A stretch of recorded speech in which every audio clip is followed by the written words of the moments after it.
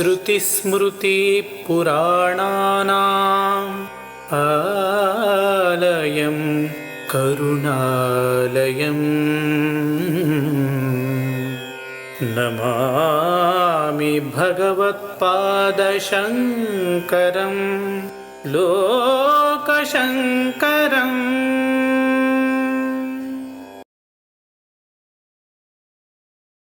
ಸದಾಶಿವ ಸಮಾರಂಭಂ ಶಂಕರಾಚಾರ್ಯ ಮಧ್ಯಮಂ ಅಸ್ಮದಾಚಾರ್ಯ ಪರ್ಯಂತಂ ಒಂದೇ ಶ್ರೀ ಗುರು ಪರಂಪರ. ಶ್ರೀ ಗುರುಭ್ಯೋ ನಮಃ. ಇಂದು ವೈಶಾಖ ಶುದ್ಧ ಪಂಚಮಿ. ಜಗತ್ತಿಗೆಲ್ಲ ತತ್ವಜ್ಞಾನ ಆತ್ಮಜ್ಞಾನವನ್ನು ತಿಳಿಸಿಕೊಟ್ಟಂತಹ, ಗೀತೆ ಉಪನಿಷತ್ತುಗಳನ್ನು ಸಂರಕ್ಷಣೆ ಮಾಡಿದಂತಹ, ಅರ್ಥಾತ್ ವೈದಿಕ ಧರ್ಮವನ್ನು ಸಂರಕ್ಷಣೆ ಮಾಡಿದಂತಹ ಜಗದ್ಗುರು ಶ್ರೀ ಶ್ರೀ ಶಂಕರ ಭಗವತ್ಪಾದಾಚಾರ್ಯರು ಅವತಾರ ಮಾಡಿದಂತಹ ದಿನ.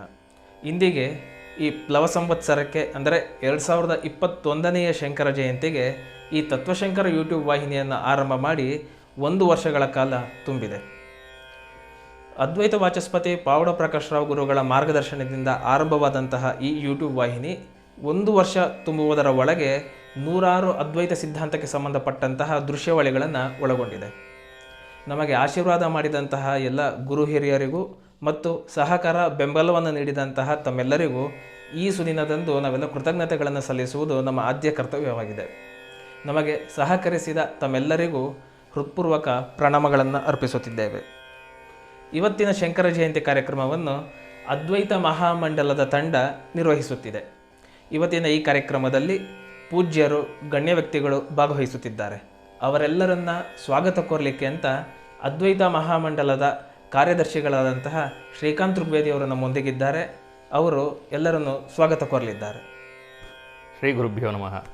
ಇತ್ತೀಚಿನ ದಿನಗಳಲ್ಲಿ ಒಂದು ಅಭಿಪ್ರಾಯವನ್ನು ಕೇಳಿಪಟ್ಟೆವು. ಶಂಕರ ಭಗವತ್ಪಾದಾಚಾರ್ಯರ ಸೇವೆ ಮಾಡುವುದಕ್ಕೆ ಮತ್ತು ಅದ್ವೈತ ಸಿದ್ಧಾಂತಕ್ಕೆ ಸಂಬಂಧಿಸಿದಂತಹ ಒಂದಿಷ್ಟು ಕಾರ್ಯವನ್ನು ಮಾಡುವುದಕ್ಕೆ ಒಂದು ಸಂಘಟನೆ ಅವಶ್ಯಕತೆ ಇದೆ ಎಂದು. ಆ ನಿಟ್ಟಿನಲ್ಲಿ ಗುರು ಹಿರಿಯರೊಂದಿಗೆ ಸಮಾಲೋಚನೆ ಮಾಡಿ ಎಲ್ಲ ಅದ್ವೈತ ಸಿದ್ಧಾಂತದ ಅನುಯಾಯಿಗಳನ್ನು ಒಳಗೊಂಡಂತಹ ಅದ್ವೈತ ಮಹಾಮಂಡಲ ಎಂಬ ಹೆಸರಿನ ಸ್ವಯಂ ಸೇವಕ ಸಂಘಟನೆಯನ್ನು ಆರಂಭ ಮಾಡುತ್ತಿದ್ದೇವೆ. ಈ ಸುದಿನದಂದು ಅದ್ವೈತ ಮಹಾಮಂಡಲವನ್ನು ಸಾಂಕೇತಿಕವಾಗಿ ಉದ್ಘಾಟನೆ ಮಾಡುತ್ತಿದ್ದೇವೆ. ಈ ನಿಮಿತ್ತ ಇವತ್ತಿನ ಕಾರ್ಯಕ್ರಮದಲ್ಲಿ ಪರಮಪೂಜ್ಯರಾದಂತಹ ಶ್ರೀ ಶ್ರೀ ಬ್ರಹ್ಮಾನಂದ ಭಾರತಿ ಸ್ವಾಮಿಗಳು ನಮ್ಮೊಂದಿಗೆ ಇದ್ದಾರೆ. ಅವರಿಗೆ ಪ್ರಣಾಮಗಳೊಂದಿಗೆ ಸ್ವಾಗತವನ್ನು ಕೋರುತ್ತಿದ್ದೇನೆ. ಅದ್ವೈತ ವಾಚಸ್ಪತಿ ಡಾಕ್ಟರ್ ಪಾವಗಡ ಪ್ರಕಾಶ್ ಅವರಿಗೆ ಸ್ವಾಗತವನ್ನು ಕೋರುತ್ತಿದ್ದೇನೆ. ಗಾಯಕರಾದಂತಹ ಸಂಗೀತ ವಿದ್ವಾನ್ ವಿನಯ್ ಶರ್ವಾ ಮತ್ತು ಪ್ರಹ್ಲಾದ್ ದೀಕ್ಷಿತ್ ಅವರಿಗೆ ಸ್ವಾಗತವನ್ನು ಕೋರುತ್ತಿದ್ದೇನೆ. ಅದ್ವೈತ ಮಹಾಮಂಡಲದ ಎಲ್ಲ ಪದಾಧಿಕಾರಿಗಳಿಗೂ ಮತ್ತು ವೀಕ್ಷಕರಿಗೂ ಇಂದಿನ ಕಾರ್ಯಕ್ರಮಕ್ಕೆ ಹೃತ್ಪೂರ್ವಕವಾದಂತಹ ಸ್ವಾಗತವನ್ನು ಕೋರುತ್ತಿದ್ದೇನೆ. ಎಲ್ಲ ಗೌರವಾನ್ವಿತರನ್ನು ಸ್ವಾಗತ ಕೋರಿದಂತಹ ಶ್ರೀಕಾಂತ್ ಋಗ್ವೇದಿ ಅವರಿಗೆ ಧನ್ಯವಾದಗಳು. ಇವತ್ತಿನ ಶಂಕರ ಜಯಂತಿಯ ಕಾರ್ಯಕ್ರಮವನ್ನು ಆರಂಭ ಮಾಡುವುದಕ್ಕಿಂತ ಮುನ್ನ ಒಂದು ಗಣಪತಿಯ ಪ್ರಾರ್ಥನೆಯನ್ನು ಕೇಳಿ ಬರೋಣ. ಮುದಾಕರಾತ್ತಮೋದಕಂ ಸದಾ ವಿಮುಕ್ತಿ ಸಾಧಕಂ ಕಲಾಧರಾವತಂಸಕಂ ವಿಲಾಸಿ ಲೋಕರಕ್ಷಕಂ ಅನಾಯಕೈಕನಾಯಕಂ ವಿನಾಶಿತೆ ಭದೈತ್ಯಕಂ ನತಾಶುಭಾಶುನಾಶಕಂ ನಮಾಮಿ ತಂ ವಿನಾಯಕಂ ನಮಾಮಿ ತಂ ವಿನಾಯಕಂ. न ते तराति भीकरं नवोदितार्कभास्वरं नमः सुरारिनिर्जरं नतादिकापदुत्तरं सुरेश्वरं निधीश्वरं गजेश्वरं गणेश्वरं महेश्वरं तमाश्रये परात्परं निरन्तरम्.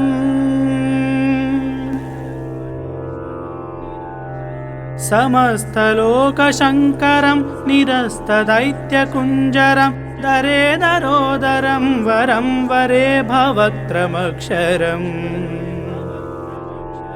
कृपाकरं क्षमाकरं मुदाकरं यशस्करं मनस्करं नमस्कृतं नमस्करोमि भास्वरम्.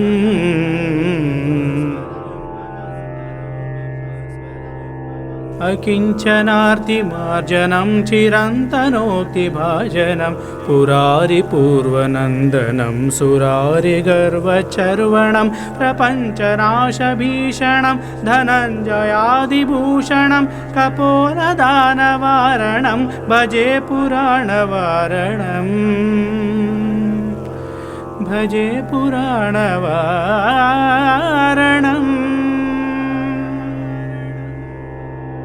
नितान्तकान्तिदन्तकान्तमन्तकान्तकात्मजम् अचिन्त्यरूपमन्तहीनमन्तराय कृन्तनं हृदन्तरे निरन्तरं वसन्तमेन योगिनां तमेकदन्तमेव तं विचिन्तयामि सन्ततम्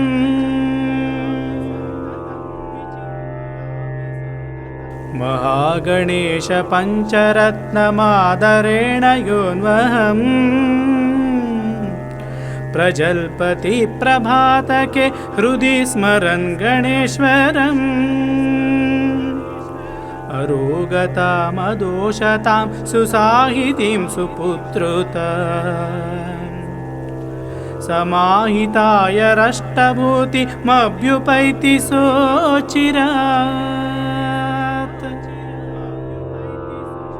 इति श्रीमच्छङ्कराचार्यविरचितं गणेशपञ्चरत्नं ಸಂಪೂರ್ಣಂ. ಶಂಕರ ಜಯಂತಿಯ ಅಂಗವಾಗಿ ಗಣೇಶ ಪಂಚರತ್ನ ಸ್ತೋತ್ರವನ್ನು ಹೇಳಿದಂತಹ ಶ್ರೀಯುತ ಪ್ರಹ್ಲಾದ್ ದೀಕ್ಷಿತ್ ಅವರಿಗೆ ಹೃತ್ಪೂರ್ವಕವಾದಂತಹ ಧನ್ಯವಾದಗಳು. ಶ್ರೀಯುತ ಪ್ರಹ್ಲಾದ್ ದೀಕ್ಷಿತ್ ಅವರು ಶಿವಮೊಗ್ಗದಲ್ಲಿ ಸಂಗೀತ ಶಿಕ್ಷಕರಾಗಿದ್ದು ನೂರಾರು ಜನ ಸಂಗೀತ ವಿದ್ಯಾರ್ಥಿಗಳನ್ನು ತಯಾರು ಮಾಡಿದ್ದಾರೆ. ಅಷ್ಟೇ ಅಲ್ಲದೆ ನಮ್ಮ ತತ್ವಶಂಕರ ಯೂಟ್ಯೂಬ್ ವಾಹಿನಿಗೆ 25ಕ್ಕೂ ಹೆಚ್ಚು ಶಂಕರ ಭಗವತ್ಪಾದರ ಕೃತಿಗಳನ್ನು ಸ್ವತಃ ರಾಗ ಸಂಯೋಜನೆ ಮಾಡಿ ಹಾಡು ಹೇಳಿದ್ದಾರೆ. ಇವರಿಗೆ ಎಲ್ಲರ ಪರವಾಗಿ ಅನಂತ ಧನ್ಯವಾದಗಳು. ಅದ್ವೈತ ಮಹಾಮಂಡಲದ ಟ್ರಸ್ಟಿಯಾಗಿರ್ತಕ್ಕಂತಹ ಪ್ರಶಾಂತ್ BS ಅವರು ಈ ಶಂಕರ ಜಯಂತಿಯ ಅಂಗವಾಗಿ ಅವರ ಮನೆಯಲ್ಲಿ ಶಂಕರ ಭಗವತ್ಪಾದಾಚಾರ್ಯರ ಮೂರ್ತಿಗೆ ಪೂಜಾಭಿಷೇಕಗಳನ್ನು ಮಾಡಿದ್ದಾರೆ. ಆ ದೃಶ್ಯವನ್ನು ನಾವೆಲ್ಲ ನೋಡಿ ಬರೋಣ.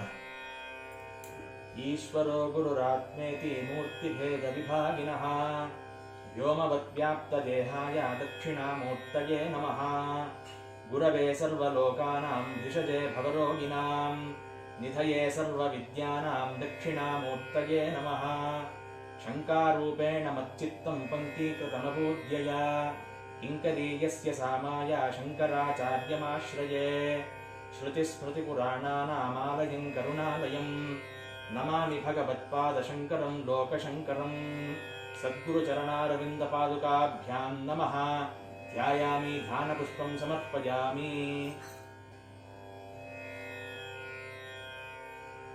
ಆಪ್ಯಾಯಸ್ತು ಸಮೇ ಏಕತೆ ವಿಶ್ವತಸ್ಸೋಮವಿಷ್ಣುಯಂ ಅಭಾವಾದಿತ್ಯ ಸಂಗತೆ. ಓಂ ಸದ್ಯೋಜಾತಂ ಪ್ರಪದ್ಯಾಮಿ ಸದ್ಯೋಜಾತಾಯ ವೈ ನಮೋ ನಮಃ. ಭವೇ ಭವೇನಾತಿ ಭವೇ ಭವಸ್ವಮಾಂ ಭವೋದ್ಭವಾಯ ನಮಃ. ವಾಮದೇವಾಯ ನಮೋ ಜ್ಯೇಷ್ಠಾಯ ನಮಃ ಶ್ರೇಷ್ಠಾಯ ನಮೋ ರುದ್ರಾಯ ನಮಃ ಕಾಲಾಯ ನಮಃ ಕಲವಿಕರಣಾಯ ನಮೋ ಬಲವಿಕರಣಾಯ ನಮೋ ಬಲಾಯ ನಮೋ ಬಲಪ್ರಮಥನಾಯ ನಮಃ ಸರ್ವಭೂತದಮನಾಯ ನಮೋ ಮನೋನ್ಮನಾಯ ನಮಃ. ಅಘೋರೇಭ್ಯೋ ದಘೋರೇಭ್ಯೋ ಘೋರಘೋರಕರೇಭ್ಯಃ ಸರ್ವೇಭ್ಯಃ ಸರ್ವಸರ್ವೇಭ್ಯೋ ನಮಸ್ತೆ ಅಸ್ತು ರುದ್ರರೂಪೇಭ್ಯಃ. ತತ್ಪುರುಷಾಯ ವಿದ್ಮಹೇ ಮಹಾದೇವಾಯ ಧೀಮಹಿ ತನ್ನೋ ರುದ್ರಃ ಪ್ರಚೋದಯಾತ್. ಈಶಾನಃ ಸರ್ವವಿದ್ಯಾನಾಂ ಈಶ್ವರಃ ಸರ್ವಭೂತಾನಾಂ ಬ್ರಹ್ಮಾಧಿಪತಿರ್ಬ್ರಹ್ಮಣೋಧಿಪತಿರ್ಬ್ರಹ್ಮ ಶಿವೋ ಮೇ ಅಸ್ತು ಸದಾ ಶಿವೋ.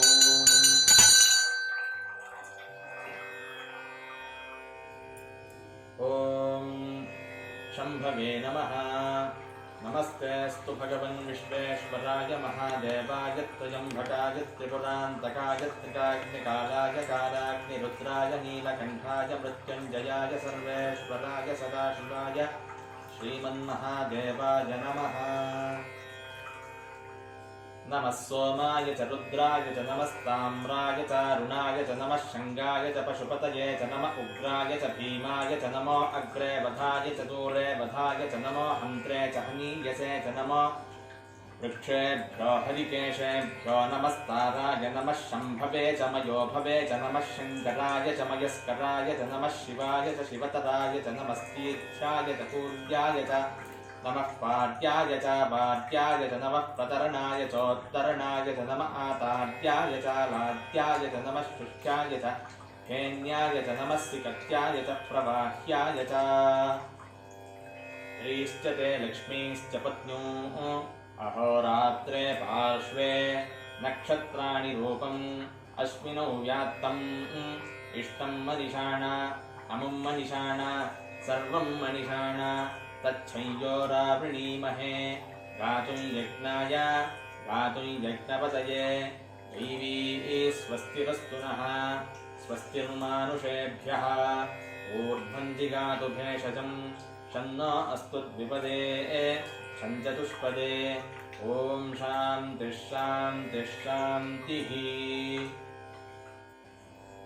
अनन्तसंसारसमुद्रतारा नौकाजिताभ्यां गुरुभक्तिदाभ्यां वैराग्यसाम्राज्यदपूजनाभ्यां नमो नमः श्रीगुरुपादुकाभ्यां विदिताखिलशास्त्रसुधाजलधे महितोपनिषत्कथितार्थनिधे हृदये कलये विमलं शरणं भवशङ्करदेशिकमे शरणम्।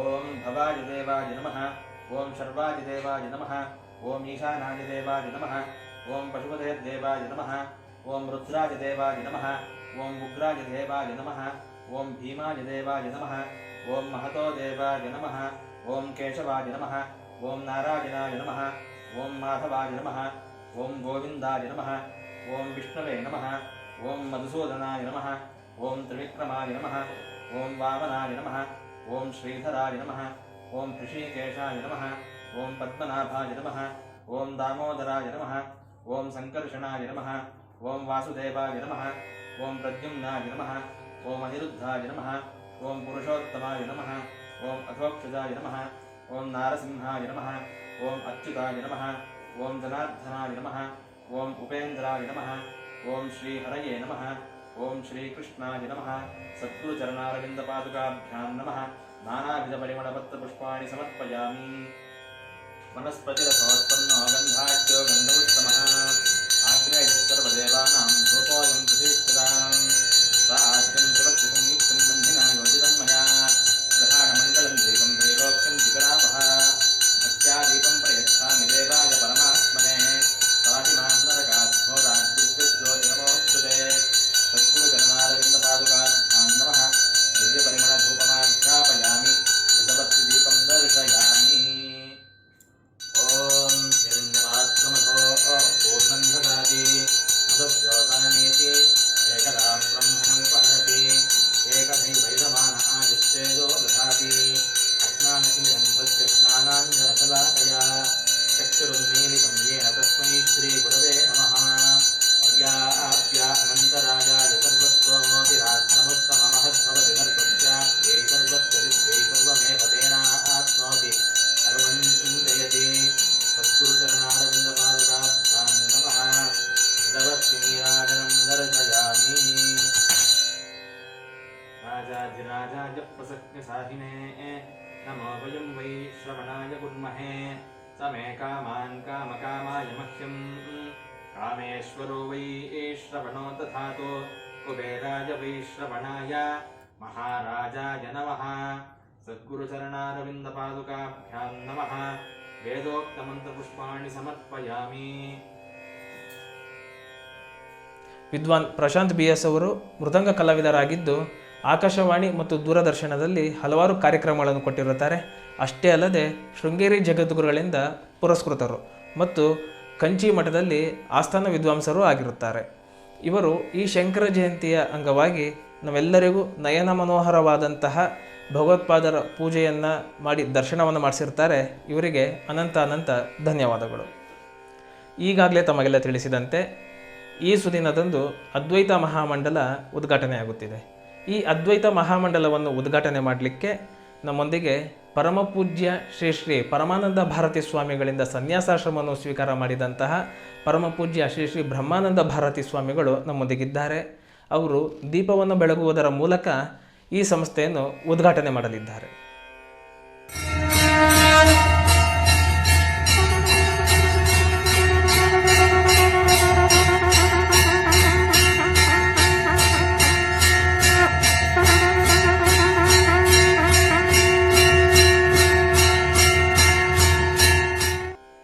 ದೀಪ ಪ್ರಜ್ವಲನೆ ಮಾಡಿ ನಮ್ಮೆಲ್ಲರಿಗೂ ಆಶೀರ್ವಾದಗಳನ್ನು ಮಾಡಿದಂತಹ ಪರಮ ಪೂಜ್ಯ ಶ್ರೀ ಶ್ರೀ ಬ್ರಹ್ಮಾನಂದ ಭಾರತಿ ಸ್ವಾಮಿಗಳಿಗೆ ಶಿರಸಾಷ್ಟಾಂಗ ನಮಸ್ಕಾರಗಳು.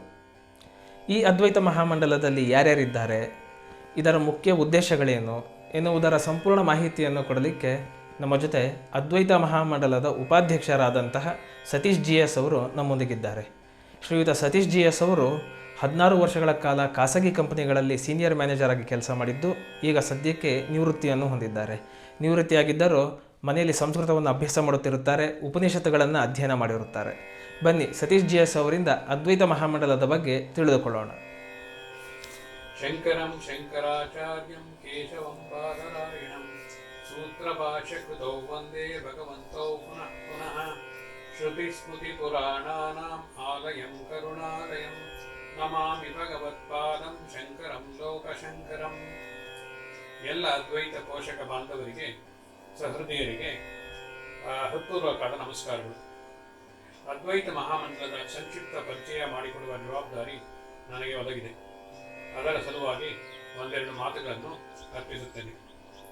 ಅದ್ವೈತ ಮಹಾಮಂಡಲ ಎಂಬ ಸಂಘಟನೆಯು ಪ್ರಾರಂಭ ಮಾಡಿ ಅದನ್ನು ಬೆಳೆಸಲು, ಪೋಷಿಸಲು ಕಳೆದ ನವೆಂಬರ್ ತಿಂಗಳಲ್ಲಿ ಒಂದು ಟ್ರಸ್ಟ್ ಅನ್ನು ಸ್ಥಾಪಿಸಲಾಯಿತು.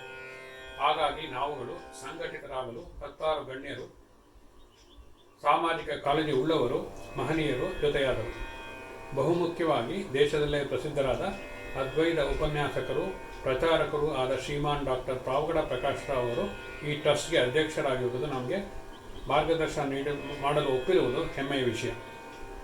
ಟ್ರಸ್ಟ್ನ ಇತರ ಸದಸ್ಯರು GS ಸತೀಶ್ ಉಪಾಧ್ಯಕ್ಷರು, ಶ್ರೀಕಾಂತ್ ಋಗ್ವೇದಿ ಕಾರ್ಯದರ್ಶಿಗಳು, ಶ್ರೀನಾಥ್ ಋಗ್ವೇದಿ ಸಂಘಟನಾ ಕಾರ್ಯಾಧ್ಯಕ್ಷ, ಶ್ರೀ ಹರಿಪ್ರಸಾದ್ ಖಜಾಂಚಿ, ಶ್ರೀ ಸತ್ಯಪ್ರಕಾಶ್ ಸದಸ್ಯರು ಮತ್ತು ತತ್ವಚಿಂತಕರು, ಶ್ರೀ ರವಿ ಮಾಗಡಿ ಸದಸ್ಯರು ಖಾಸಗಿ ಉದ್ಯೋಗಿ, ಶ್ರೀ ಸೌರಭ್ ಸದಸ್ಯರು ಖಾಸಗಿ ಉದ್ಯೋಗಿ ಸಾಫ್ಟ್ವೇರ್ ವಿಭಾಗ, ಶ್ರೀ ಆಕಾಶ್ ದೀಕ್ಷಿತ್ ಸದಸ್ಯರು ಖಾಸಗಿ ಉದ್ಯೋಗಿ, ಶ್ರೀ ಪ್ರಶಾಂತ್ ಸದಸ್ಯರು. ಮೇಲೆ ತಿಳಿಸಿದಂತೆ ಎಲ್ಲ ಮಹನೀಯರು ಅದ್ವೈತ ಮಹಾಮಂಡಲದ ಟ್ರಸ್ಟಿಗಳಾಗಿರ್ತಾರೆ. ಈ ಸಂಘಟನೆಯನ್ನು ಎಲ್ಲರ ಮಾರ್ಗದರ್ಶನದಿಂದ ಬಹಳ ಎತ್ತರದ ಗುರಿಯನ್ನು ಹಂತ ಹಂತವಾಗಿ ಮುಟ್ಟಲು ಬೇಕಾದ ಯೋಜನೆಯನ್ನು ಹಮ್ಮಿಕೊಂಡಿರುತ್ತೇವೆ.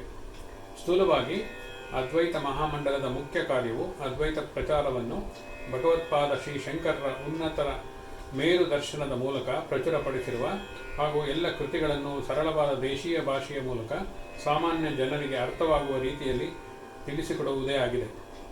ದೇಶಾದ್ಯಂತ ಎಲ್ಲಿ ಎಲ್ಲಿ ಶಂಕರ ಮಠಗಳು ಇವೆಯೋ ಅಲ್ಲಲ್ಲಿ ಶ್ರೀ ಶಂಕರ ಕೃತಿಗಳಿಂದ ಜ್ಞಾನದ ಬೆಳಕು ತತ್ವಜ್ಞಾನಿಗಳಿಂದ ಮತ್ತು ಆಸಕ್ತರಿಂದ ಕೊಡಿಸುವ ಮೂಲಕ ಜಿಜ್ಞಾಸು ಮತ್ತು ಮುಮುಕ್ಷುಗಳಿಗೆ ಅನುಕೂಲವಾಗಲೆಂದು ಸದುದ್ದೇಶ. ಈ ಉದ್ದೇಶ ಈಡೇರಲು ನಮಗೆ ಬಹಳಷ್ಟು ಪ್ರೋತ್ಸಾಹನ ಸಹಾಯವು ಬೇಕಾಗಿರುತ್ತದೆ. ಸದಸ್ಯತ್ವದ ಸಲುವಾಗಿ ತಮ್ಮೆಲ್ಲರಿಗೂ ಗೂಗಲ್ ಲಿಂಕ್ನ ಮೂಲಕ ಆನ್ಲೈನ್ನಲ್ಲಿ ಸರಳವಾಗಿ ಸದಸ್ಯರಾಗಲು ನೋಂದಾಯಿಸಿಕೊಳ್ಳಬಹುದು. ಗೂಗಲ್ ಫಾರ್ಮ್ಗಳನ್ನು ಇಮೇಲ್ ಮೂಲಕ ಕಳಿಸಲಾಗುವುದು. ಅದಕ್ಕೆ ಈ ಕೆಳಗಂಡ ನಮ್ಮ ಇಮೇಲ್ ವಿಳಾಸಕ್ಕೆ ತಿಳಿಸಿದರೆ ನಾವು ಉತ್ತರವಾಗಿ ಲಿಂಕ್ ಕಳಿಸಿಕೊಡುತ್ತೇವೆ. ದಯಮಾಡಿ ಎಲ್ಲರೂ ಇದರ ಲಾಭ ಪಡೆಯಬೇಕಾಗಿ ಕೋರುತ್ತೇನೆ. ಮುಖ್ಯವಾಗಿ ಒಂದು ನೇರ ಪ್ರಯೋಜನ ಹೀಗಿದೆ. ಶ್ರೀ ಶಂಕರರ ಅಮೂಲ್ಯವಾದ ದಿವ್ಯವಾದ ತತ್ವ ಪ್ರಚಾರ ಸಮಾಧಿಮುಖಿಯಾಗಿ ಅದ್ವೈತ ದರ್ಶನದಿಂದ ಎಲ್ಲರ ಜ್ಞಾನ ಅಭಿವೃದ್ಧಿ ಹೊಂದಲಿ ಮತ್ತು ಧನ್ಯರಾಗಲಿ ಎಂಬ ನಮ್ಮ ಪ್ರಾಮಾಣಿಕ ಪ್ರಯತ್ನ. ಶ್ರೀ ಶಂಕರ ಹಲವಾರು ಪ್ರಕರಣ ಗ್ರಂಥಗಳನ್ನು ರಚಿಸಿದ್ದಾರೆ ಹಾಗೂ ಎಲ್ಲ ದಶೋಪನಿಷತ್ಗಳಿಗೂ ಭಾಷ್ಯ ಬರೆದು ಹಾಗೂ ಶ್ರೀಮದ್ ಭಗವದ್ಗೀತೆಗಂತೂ ಅತ್ಯುತ್ತಮ ಅದ್ವೈತ ದರ್ಶನದ ಪರಿಚಯ ಮಾಡಿಸಿರುತ್ತಾರೆ ಮತ್ತು ಎಲ್ಲ ದೇವರ ಶ್ಲೋಕಗಳನ್ನು ದಶಶ್ಲೋಕಿ, ಏಕಶ್ಲೋಕಿ ಅಂತ ದಿನನಿತ್ಯ ಪಾರಾಯಣಕ್ಕೆ ಅನುಕೂಲವಾಗುವಂತೆ ಬರೆದು ಜ್ಞಾನದ ಜೊತೆಗೆ ಭಕ್ತಿಯ ಮಹತ್ವವನ್ನು ತೋರಿದ್ದಾರೆ. ಎರಡನೇ ಉದ್ದೇಶ, ನಮ್ಮಲ್ಲಿ ಬಹಳ ಹಿಂದಿನಿಂದಲೂ ಒಳಪಂಗಡಗಳಿದ್ದು 3 ಮುಖ್ಯ ಕವಲಾಗಿ ಇರುವುದು ಎಲ್ಲರಿಗೂ ಗೊತ್ತಿರುವುದು ವಿಷಯ ಅಷ್ಟೇ. ಬಹುಮುಖ್ಯವಾಗಿ ಅದ್ವೈತ, ವಿಶಿಷ್ಟಾದ್ವೈತ ಮತ್ತು ದ್ವೈತ ಸಿದ್ಧಾಂತಗಳು. ಒಂದೊಂದು ಸಿದ್ಧಾಂತಕ್ಕೂ ಬಹಳ ವ್ಯತ್ಯಾಸವಿದ್ದರೂ ತಾತ್ವಿಕ ನೆಲೆಯಲ್ಲಿ ಕೆಲವರು ನಿಂದನೆಯೇ ಧ್ಯೇಯವಾಗಿರಿಸಿ ನಮ್ಮ ಪರಮ ಪೂಜ್ಯ ಅದ್ವೈತ ದಾರ್ಶನಿಕರು ಮಹಾದಿವ್ಯ ಗುರುಗಳಾದ ಭಗವತ್ಪಾದ ಶ್ರೀ ಶಂಕರನ್ನು ವೈಯಕ್ತಿಕವಾಗಿ ದಿನನಿತ್ಯ ನಿಂದನೆ ಮಾಡುತ್ತಾ ಅದ್ವೈತ ತತ್ವವನ್ನು ಹೀಯಾಳಿಸುತ್ತಾ ಅಪಪ್ರಚಾರದಲ್ಲಿ ತೊಡಗಿದ್ದಾರೆ. ಇದು ಬಹಳ ಹೀನಾಯ, ನೀಚ ಕಾರ್ಯವಾಗಿದೆ ಮತ್ತು ಖಂಡನೀಯ. ಅದ್ವಿತೀಯ ದಕ್ಷಿಣಾಮೂರ್ತಿ ಸ್ವರೂಪರಾದಂತಹ ಶ್ರೀ ಶಂಕರಾಚಾರ್ಯ ಯತಿಗಳಿಗೆ ಬಹಳ ಅವಮಾನ ಮಾಡಿರುತ್ತಾರೆ. ಜಾಲತಾಣಗಳಲ್ಲಿ ಹೇಯ ಭಾಷೆ ಮತ್ತು ಹುಟ್ಟಿನ ಬಗ್ಗೆ ಇಲ್ಲಸಲ್ಲದ ಅಪವಾದ ಮಾಡಿ ಪ್ರಚಾರ ಮಾಡುತ್ತಲೂ ಇದ್ದಾರೆ. ಅದ್ವೈತ ಮಹಾಮಂಡಲದ ಇನ್ನೊಂದು ಮಹತ್ ಕಾರ್ಯ ಎಂದರೆ ಈ ಎಲ್ಲ ದುಷ್ಟಶಕ್ತಿಗಳನ್ನು ನೇರವಾಗಿಯೋ ಅಥವಾ ನ್ಯಾಯಾಲಯದ ಮೂಲಕವೋ ಶಾಶ್ವತವಾಗಿ ಪರಿಹಾರ ಮಾಡಿಸಲು ನಮ್ಮ ಸಂಘಟನೆ ಹೋರಾಡಲು ಕಂಕಣ ಕಟ್ಟಿ ನಿಂತಿದೆ. ಈ ಎಲ್ಲ ಕಾರ್ಯಕ್ಕೂ ನಮಗೆ ಸಹಕಾರ ನೀಡಿ ಪ್ರೋತ್ಸಾಹ ನೀಡಬೇಕೆಂದು ಕೋರುತ್ತಾ ನನ್ನ ಮಾತನ್ನು ಮುಗಿಸ್ತೇನೆ. ನಮಸ್ಕಾರ. ಸತೀಶ್. ಅದ್ವೈತ ಮಹಾಮಂಡಲದ ಪದಾಧಿಕಾರಿಗಳನ್ನೆಲ್ಲ ಪರಿಚಯ ಮಾಡಿಸಿಕೊಟ್ಟಂತಹ, ಅದ್ವೈತ ಮಂಡಲದ ಗುರಿ ಮತ್ತು ಉದ್ದೇಶಗಳನ್ನು ತಿಳಿಸಿಕೊಟ್ಟಂತಹ ಶ್ರೀಯುತ ಸತೀಶ್ GS ಅವರಿಗೆ ಹೃತ್ಪೂರ್ವಕ ಧನ್ಯವಾದಗಳು. ವೀಕ್ಷಕರೇ, ಇವತ್ತು ನಮ್ಮೊಂದಿಗೆ ಸಂಗೀತ ವಿದ್ವಾಂಸರಾದಂತಹ S. ಶಂಕರ್ ಮತ್ತು ಮೇಧನೂರಿ ಕೃಷ್ಣಮೂರ್ತಿಗಳವರ ಶಿಷ್ಯರಾದಂತಹ ವಿದ್ವಾನ್ ವಿನಯ್ ಶರ್ವ ಅವರಿದ್ದಾರೆ. ಬನ್ನಿ ಅವರಿಂದ ನಿರ್ವಾಣ ಷಟಕವನ್ನು ಆಲಿಸೋಣ. मनोबुद्ध्यहङ्कारचितानि नाहं न कर्णौ न जिह्वा न च घ्राणनेत्रे मनोबुद्ध्यहङ्कारचितानि नाहं न कर्णौ न जिह्वा न च घ्राणनेत्रे न च व्योमभूमिर्न तेजो न वायुश्चिदानन्दरूप शिवोऽहं शिवोऽहम् मनोबुद्ध्यहङ्कारचितानि नाहं न कर्णौ न जिह्वा न च घ्राणनेत्रे न च व्योमभूमिर्न तेजो न वायुश्चिदानन्दरूप शिवोऽहं शिवोऽहम् न च प्राणसंज्ञो न वै प्राणवायु न वा सप्तधातुर्न वा पञ्चकोश न च प्राणसंज्ञो न वै प्राणवायु न वा सप्तधातुर्न वा पञ्चकोश न वा पाणिपादौ न चोपस्थवायोश्चिदानन्दरूप शिवोऽहं शिवोऽहम् न मे द्वेषरागौ न मे लोभमोहौ मदो नैव मे नैव मात्सर्यभावः न मे द्वेषरागौ न मे लोभमोहौ मदो नैव मे नैव मात्सर्यभावः न धर्मो न चार्थो न कामो न मोक्षश्चिदानन्दरूप शिवोऽहं शिवोऽहम्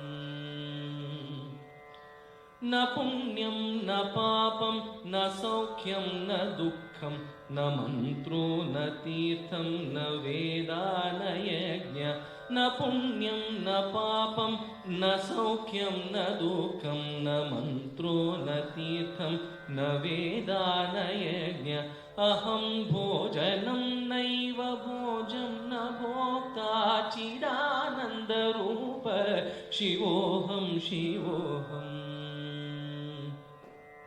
न मृत्युर्न शङ्का न मे जातिभेद पिता नैव मे नैव माता न जन्म न मृत्युर्न शङ्का न मे जातिभेद पिता नैव मे नैव माता न जन्म न बन्धुर्न मित्रं गुरुर्नैव शिष्यश्चिदानन्दरूप शिवोऽहं शिवोऽहम् अहं निर्विकल्पो निराकाररूपो विभूत्वा च सर्वत्र सर्वेन्द्रियाणाम् अहं निर्विकल्पो निराकाररूपो विभूत्वा च सर्वत्र सर्वेन्द्रियाणाम् न चासङ्गतं नैव मुक्तिर्न बन्धश्चिदानन्दरूप शिवोऽहं शिवोऽहम् न चासङ्गतं नैव मुक्तिर्न बन्धश्चिदानन्दरूप शिवोऽहं शिवोऽहम् मनोबुद्ध्यहङ्कारचितानि नाहं न कर्णौ न जिह्वा न च घ्राणनेत्रे न च व्योमभूमिर्न तेजो न वायोश्चिदानन्दरूप शिवोऽहं शिवोऽहं ಚಿದಾನಂದರೂಪ ಶಿವೋಹಂ ಶಿವೋಹಂ ಚಿದಾನಂದರೂಪ ಶಿವೋಹಂ ಶಿವೋಹಂ.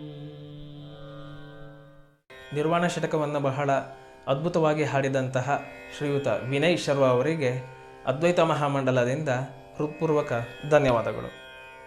ಅದ್ವೈತ ಮಹಾಮಂಡಲದ ಪದಾಧಿಕಾರಿಗಳಾದಂತಹ ಶ್ರೀಯುತ ಸತ್ಯಪ್ರಕಾಶ್ ಸೀತಾರಾಮ್ ಅವರು ಶಂಕರ ಭಗವತ್ಪಾದಾಚಾರ್ಯರ ಜೀವನ ವೃತ್ತಾಂತವನ್ನು ಕುರಿತಂತೆ ಶಂಕರ ವಿಜಯೋತ್ಸವ ಎಂಬ ಗ್ರಂಥವನ್ನು ರಚನೆ ಮಾಡಿರುತ್ತಾರೆ. ಹಲವಾರು ಅಧ್ಯಾತ್ಮ ಲೇಖನಗಳನ್ನು ಬರೆಯುವ ಮೂಲಕ ಸತ್ಯಪ್ರಕಾಶ್ ಅವರು ಪ್ರಖ್ಯಾತರಾಗಿದ್ದು, ಇಂದು ಶಂಕರ ಜಯಂತಿಯಂದು ಸಾಂಕೇತಿಕವಾಗಿ ಶಂಕರ ವಿಜಯೋತ್ಸವ ಎಂಬ ಗ್ರಂಥವನ್ನು ಲೋಕಾರ್ಪಣೆ ಮಾಡಲಿದ್ದಾರೆ. ಶ್ರೀ ಗುರುಭ್ಯೋ ನಮಃ. ಹರಿ ಓಂ. ಶಂಕರಂ ಶಂಕರಾಚಾರ್ಯಂ ಕೇಶವಂ ಬಾದರಾಯಣಂ ಸೂತ್ರಭಾಷ್ಯಕೃತಂ ವಂದೇ ಭಗವಂತೌ ಪುನಃ ಪುನಃ. ಎಲ್ಲರಿಗೂ ಶಂಕರ ಜಯಂತಿಯ ಶುಭಾಶಯಗಳು. ಅದ್ವೈತ ಮಹಾಮಂಡಲದ ಅಧ್ಯಕ್ಷರಾದ ಗುರುಗಳಾದ ಡಾಕ್ಟರ್ ಪಾವುಗಡ ಪ್ರಕಾಶ್ ಇವರಿಗೆ ನಮಸ್ಕಾರಗಳು. ಉಪಾಧ್ಯಕ್ಷರಾದ ಸತೀಶ್, ಕಾರ್ಯದರ್ಶಿಗಳಾದ ಶ್ರೀಕಾಂತ್ ಋಗ್ವೇದಿ, ಉಪಕಾರ್ಯದರ್ಶಿಗಳಾದ ಶ್ರೀನಾಥ್ ಋಗ್ವೇದಿ ಮತ್ತು ಖಜಾಂಚಿಗಳಾದ ಹರಿಪ್ರಸಾದ್ ಇವರಿಗೆ ಹಾಗೂ ಸಮಸ್ತ ಅದ್ವೈತ ಮಹಾಮಂಡಲದ ಸದಸ್ಯರಿಗೂ ನಮಸ್ಕಾರಗಳು. ಶಂಕರ ಜಯಂತಿಯ ಇಂದಿನ ಶುಭ ದಿನದಂದು ಶಂಕರ ವಿಜಯೋತ್ಸವ ಎಂಬ ಕನ್ನಡದ ಪುಸ್ತಕ ಮತ್ತು ದ ಗ್ಲೋರಿ ಆಫ್ ಶಂಕರ ಅದರ ಆಂಗ್ಲಾನುವಾದ, ಈ ಎರಡು ಪುಸ್ತಕಗಳನ್ನು ಸಮಸ್ತ ಸದ್ಭಕ್ತರಿಗೆ, ಶಂಕರ ಅನುಯಾಯಿಗಳಿಗೆ, ಅದ್ವೈತ ತತ್ವಪ್ರಿಯರಿಗೆ ಅರ್ಪಿಸುತ್ತಿದ್ದೇನೆ. ಈ ಗ್ರಂಥವು ನನ್ನಿಂದ ಸ್ವಂತವಾಗಿ ರಚಿಸಿದ್ದು ಏನಲ್ಲ. ಹಲವಾರು ಶಂಕರ ವಿಜಯಗಳು ಮತ್ತು ಅದರಲ್ಲಿ ಇದ್ದುಕೊಂಡಿರುವಂಥ ಅಸಂಗತಗಳು, ಇವುಗಳನ್ನು ಪರಿಷ್ಕರಿಸಿ ಈ ಅಸಂಗತಗಳನ್ನು ಆಮೂಲಾಗ್ರ ಶಾಸ್ತ್ರಾಧಾರ ಹಾಗೂ ಐತಿಹಾಸಿಕ ಚಾರಿತ್ರಿಕ ಸಾಕ್ಷ್ಯಾಧಾರಗಳಿಂದ ನಿರ್ಮೂಲನ ಮಾಡಿ ಒಂದು ಸಂಸ್ಕೃತವಾದ ಸಮಗ್ರವಾದ ಶಂಕರ ವಿಜಯದ ನೈಜವಾದ ಚಿತ್ರವನ್ನು ಮೂಡಿಸುವ ಪ್ರಯತ್ನ ಮಾಡಿದ್ದೇನೆ. ಇದನ್ನು ಇಂದಿಗೆ ಲೋಕಕ್ಕೆ ಅರ್ಪಣೆ ಮಾಡುವಂಥ ಒಂದು ಸುಸಂದರ್ಭ ಬಂದೊದಗಿದೆ. ಕಾರಣಾಂತರಗಳಿಂದ ಈ ಪುಸ್ತಕದ ಬಿಡುಗಡೆಯನ್ನು ಮುಂದಿನ ಸಭೆಗಳಲ್ಲಿ ಬಿಡುಗಡೆ ಮಾಡುತ್ತೇನೆ. ಇಂದಿಗೆ ಅದರ ಒಂದು ಪರಿಚಯ ಮಾತ್ರವನ್ನು ಮಾಡಿಕೊಟ್ಟಿದ್ದೇನೆ. ಈ ಗ್ರಂಥದ ಹೆಸರು ಮೊದಲೇ ಹೇಳಿದಂತೆ, ಕನ್ನಡದ ಪುಸ್ತಕದ ಹೆಸರು ಶ್ರೀ ಶಂಕರ ವಿಜಯೋತ್ಸವ. ಇದರ ಆಂಗ್ಲಾನುವಾದ ದ ಗ್ಲೋರಿ ಆಫ್ ಶಂಕರ. ಇದನ್ನು ಲೋಕಕ್ಕೆ ಅರ್ಪಣೆ ಮಾಡುತ್ತಿದ್ದೇನೆ. ಮತ್ತೊಮ್ಮೆ ಸಮಸ್ತ ಅದ್ವೈತ ಅನುಯಾಯಿಗಳಿಗೂ, ಶಂಕರ ಅನುಯಾಯಿಗಳಿಗೂ, ಸದ್ಭಕ್ತರಿಗೂ, ಸನಾತನ ಧರ್ಮಿಗಳಿಗೂ ಶ್ರೀ ಶಂಕರ ಜಯಂತಿಯ ಶುಭಾಶಯವನ್ನು ಕೋರುತ್ತಾ ಈ ಎರಡು ಮಾತನ್ನು ಮುಗಿಸುತ್ತಿದ್ದೇನೆ. ಹರಿ ಓಂ ತತ್ಸತ್. ಶ್ರೀಕೃಷ್ಣ ಅರ್ಪಣಮಸ್ತು. ಶಂಕರ ವಿಜಯೋತ್ಸವ ಎಂಬ ಗ್ರಂಥವನ್ನು ಲೋಕಾರ್ಪಣೆ ಮಾಡಿದಂತಹ ಶ್ರೀಯುತ ಸತ್ಯಪ್ರಕಾಶ್ ಸೀತಾರಾಮ್ ಅವರಿಗೆ ಅನಂತ ಧನ್ಯವಾದಗಳು. ಅಧ್ಯಾತ್ಮ ಬಂಧುಗಳೇ, ಇಂದಿನ ಶಂಕರ ಜಯಂತಿಯ ಕಾರ್ಯಕ್ರಮದಲ್ಲಿ ಮುಖ್ಯ ವಿಭಾಗವಾದಂತಹ ಪ್ರಶ್ನೋತ್ತರ ಕಾರ್ಯಕ್ರಮಕ್ಕೆ ನಾವೀಗ ಬಂದಿದ್ದೇವೆ. ಇಂದಿನ ಪ್ರಶ್ನೆಗಳಿಗೆ ಸೂಕ್ತವಾದಂತಹ ಉತ್ತರವನ್ನು ಕೊಡಲಿಕ್ಕೆ ನಮ್ಮೊಂದಿಗಿದ್ದಾರೆ ಅದ್ವೈತ ವಾಚಸ್ಪತಿ ಡಾಕ್ಟರ್ ಪಾವಗಡ ಪ್ರಕಾಶ್ ರಾವ್ ಗುರುಗಳು. ಡಾಕ್ಟರ್ ಪಾವಗಡ ಪ್ರಕಾಶ್ ರಾವ್ ಗುರುಗಳ ಪರಿಚಯ ಮಾಡಿಕೊಡುವ ಅವಶ್ಯವೇ ಇಲ್ಲ. ಯಾರಿಗೆ ತಾನೇ ಗೊತ್ತಿಲ್ಲ, ರಾಮಾಯಣ, ಭಗವದ್ಗೀತೆ, ಉಪನಿಷತ್, ಹರಿಶ್ಚಂದ್ರ ಕಾವ್ಯ, ಕುಮಾರವ್ಯಾಸ ಭಾರತಗಳ ಮೂಲಕ ಮನೆ ಮನೆಗೂ ಪರಿಚಿತರಾದಂಥವರು ಡಾಕ್ಟರ್ ಪಾವಗಡ ಪ್ರಕಾಶ್ ರಾವ್ ಗುರುಗಳು.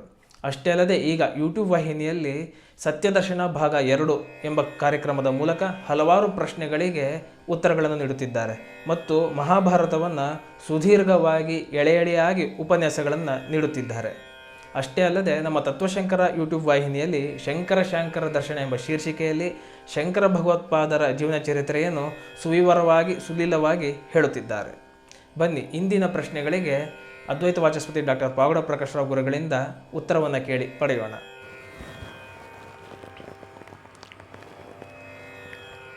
ವಿಘ್ನರಾಜ ವಿಶುದ್ಧವಾಣಿ ವಿಶಿಷ್ಟ ವಿಷ್ಣು ವಿಶೇಷ ಶಂಕರ ವಾಯು ಜಲ ಗಗನ ಅನಲ ಅಣು ಓಂಕಾರ ಬ್ರಹ್ಮಾಂಡ ಆದಿಮಧ್ಯ ಅಂತದ ವ್ಯಾಪ್ತಕ್ಕೆ ಸಚ್ಚಿತ್ ಆನಂದ ಆತ್ಮಜ್ಞಾನಕ್ಕೆ ರೂಪುನೂರರ ಶುದ್ಧ ಚೈತನ್ಯಕ್ಕೆ ನಮೋ ನಮಃ. ಆತ್ಮೀಯ ಭಗವತ್ಪಾದ ಶ್ರೀ ಶ್ರೀ ಶಂಕರಾಚಾರ್ಯರ ಅಭಿಮಾನಿಗಳೇ, ಭಕ್ತರೇ, ವಿಮರ್ಶಕರೇ, ವೈಚಾರಿಕರೇ, ಆಸಕ್ತರೇ, ಮತ್ತೊಮ್ಮೆ ಶಂಕರ ಜಯಂತಿ ಬಂದಿದೆ. ಯಾವ ಶಂಕರರ ಅವತಾರವಾಗದೇ ಹೋಗಿದ್ದಿದ್ದರೆ ಈ ಭಾರತದಲ್ಲಿ ಆಸ್ತಿಕತೆ ಎನ್ನುವುದು ಅಳಿಸಿ ಹೋಗುತ್ತಿತ್ತೋ, ಯಾವ ಭಗವತ್ಪಾದ ಶ್ರೀ ಶ್ರೀ ಶಂಕರಾಚಾರ್ಯರ ಅವತಾರ ಆಗದೇ ಇದ್ದಿದ್ದರೆ ಇಡೀ ಭಾರತವೇ ಒಂದು ಐಕ್ಯ ಸ್ಥಿತಿಗೆ ಬರದೇ ಇರುತ್ತಿತ್ತೋ, ಯಾವ ಶ್ರೀ ಶ್ರೀ ಶಂಕರಾಚಾರ್ಯ ಭಗವತ್ಪಾದರ ಅವತಾರವಾಗದೇ ಹೋಗಿದ್ದಿದ್ದರೆ 4 ದಿಕ್ಕುಗಳಿಗೂ 4 ಧರ್ಮ ಗೋಪುರಗಳು ಕಾವಲು ಕಾಯುವಂತೆ ಕಾಯದೇ ಹೋಗುತ್ತಿತ್ತೋ, ಯಾವ ಶ್ರೀ ಶ್ರೀ ಶಂಕರಾಚಾರ್ಯ ಭಗವತ್ಪಾದರು ಅವತರಿಸದೇ ಇದ್ದಿದ್ದರೆ ಇಡೀ ಭಾರತವನ್ನೆಲ್ಲ ಒಂದೇ ಬಾರಿಗೆ ಸುತ್ತಿ, ಕಾಲ್ನಡಿಗೆಯಲ್ಲಿ ಸುತ್ತಿ ಪವಾಡವನ್ನು ಮೆರೆದಂತಹ ಮಹಾನುಭಾವ ತನ್ನ ತ್ರಿವಿಕ್ರಮವನ್ನು 3 ಬಾರಿ ಸುತ್ತಿದ್ದಾರೆ ಭಾರತವನ್ನು, ಅದು ಆಗದೇ ಹೋಗುತ್ತಿತ್ತೋ. ಅಂತಹ ಮಹಾಶಯರು, ಅಂತಹ ಮಹಾಮಹಿಮರು, ಅಂತಹ ಮನೀಷಿಗಳು, ಅಂತಹ ಮಹಾಕವಿಗಳು, ಅಂತಹ ಮಹಾ ಉದ್ದಾಮ ಪಂಡಿತರು, ಇದೆಲ್ಲದಕ್ಕಿಂತ ಹೆಚ್ಚಾಗಿ ಬಹುದೊಡ್ಡ ಪ್ರಪಂಚವೇ ಮಾನ್ಯ ಮಾಡಬಹುದಾದಂತಹ ದಾರ್ಶನಿಕ ಶ್ರೇಷ್ಠರು ಆದಂತಹ ಶ್ರೀ ಶ್ರೀ ಶಂಕರ ಭಗವತ್ಪಾದಾಚಾರ್ಯರು ಅವತರಿಸಿದ ದಿವಸ, ಈ ದಿವಸ ಅದೇ ವೈಶಾಖ ಶುದ್ಧ ಪಂಚಮಿ. ನಮ್ಮ ಅದ್ವೈತ ಮಹಾಮಂಡಲ ಅದ್ವೈತ ಪ್ರಚಾರಕ್ಕಾಗಿ ಭಗವತ್ಪಾದರ ಕೃತಿಗಳನ್ನು ಪುನಃ ಪ್ರಚಾರ ಮಾಡಲಿಕ್ಕಾಗಿ ಅದ್ವೈತದಲ್ಲಿ ಸಾಕಷ್ಟು ಕ್ರಿಯಾಶೀಲರಾಗಿರತಕ್ಕಂತಹವರನ್ನ ಹುಡುಕಿ ಕಂಡು ಸನ್ಮಾನಿಸಲಿಕ್ಕಾಗಿ, ಅದ್ವೈತದ ಪಾಠಗಳನ್ನು ಏರ್ಪಡಿಸಲಿಕ್ಕಾಗಿ, ಅದ್ವೈತದ ಉಪನ್ಯಾಸಕರನ್ನು ತಯಾರು ಮಾಡಲಿಕ್ಕಾಗಿ, ಹೀಗೆ ಹಲವಾರು ಯೋಜನೆಗಳ ಕನಸನ್ನು ಹೊತ್ತು ಉದಯಿಸಿರತಕ್ಕಂಥ ಸಂಸ್ಥೆ ಅದ್ವೈತ ಮಹಾಮಂಡಲ. ಈ ಅದ್ವೈತ ಮಹಾಮಂಡಲ ಹುಟ್ಟಿದ ಮೇಲೆ ಇದು ಮೊಟ್ಟ ಮೊದಲನೆಯ ಬಾರಿ ಆಗಮಿಸಿರತಕ್ಕಂತಹ ಶ್ರೀ ಶ್ರೀ ಶಂಕರಾಚಾರ್ಯರ ಜಯಂತಿ. ಹೀಗಾಗಿ ಅತ್ಯಂತ ಸಹಜವಾಗಿಯೇ ನಮಗೆ ಈ ಜಯಂತಿಯನ್ನು ವಿಜೃಂಭಣೆಯಿಂದ ಆಚರಿಸತಕ್ಕ ಅಪೇಕ್ಷೆ ಇತ್ತು. ಆದರೆ ಏನು ಮಾಡೋದು, ಅದೆಂಥದ್ದೋ ಮಹಾಮಾರಿ ಬಂದಿದೆ, ಇಡೀ ಪ್ರಪಂಚವನ್ನೇ ನಡುಗಿಸ್ತಾ ಇದೆ. ಹಾಗಂತ ನಾವು ಸುಮ್ಮನೆ ಇರಲಿಕ್ಕಾಗಲ್ವೇ? ಆದ್ದರಿಂದ ಈ ರೀತಿಯ ಒಂದು ಪ್ರಯತ್ನವನ್ನು ಪಟ್ಟು ನಾವು ನಿಮ್ಮ ಮನೆಗಳಿಗೆ ಬಂದು ಈ ಜಯಂತಿಯನ್ನು ಆಚರಿಸ್ತಾ ಇದ್ದೇವೆ. ಈ ಅದ್ವೈತ ಮಹಾಮಂಡಲ ಉದಯವಾಗಲಿಕ್ಕೆ ಅತ್ಯಂತ ಪ್ರಮುಖವಾದ ವ್ಯಕ್ತಿಗಳು ಅಂದರೆ ಶ್ರೀನಾಥ್ ಮತ್ತು ಶ್ರೀಕಾಂತ್, ಸಹೋದರ ದ್ವಯರು. ತುಂಬ ಉತ್ಸಾಹಿಗಳು, ತುಂಬ ಕರ್ತೃತ್ವ ಶಕ್ತಿಯನ್ನು ಹೊಂದಿರತಕ್ಕಂಥವರು. ಅದ್ವೈತವನ್ನು ಮನೆ ಮನೆಗೂ ಮನಮನಕ್ಕೂ ಮುಟ್ಟಿಸುವ ಸಿದ್ಧಾಂತವನ್ನು ಹೊಂದಿರತಕ್ಕಂಥವರು. ಭಗವತ್ಪಾದರ ಹೆಸರನ್ನು ಕೇಳಿದರೆ ರೋಮಾಂಚಿತರಾಗತಕ್ಕವರು. ಅದ್ವೈತಿಗಳಿಗೂ ಮತ್ತು ಅದ್ವೈತಕ್ಕೂ ಸಮಾಜದಲ್ಲಿ ಕೆಲವು ವಿರೋಧಿಗಳು ಮಾಡ್ತಾ ಇರತಕ್ಕಂಥ ವಿರೋಧದಿಂದ ಮನ ನೊಂದಿರತಕ್ಕಂತಹವರು, ಅಂತಹವರಿಗೆ ಪಾಠ ಕಲಿಸಬೇಕು ಅಂತ ಇರತಕ್ಕವರು.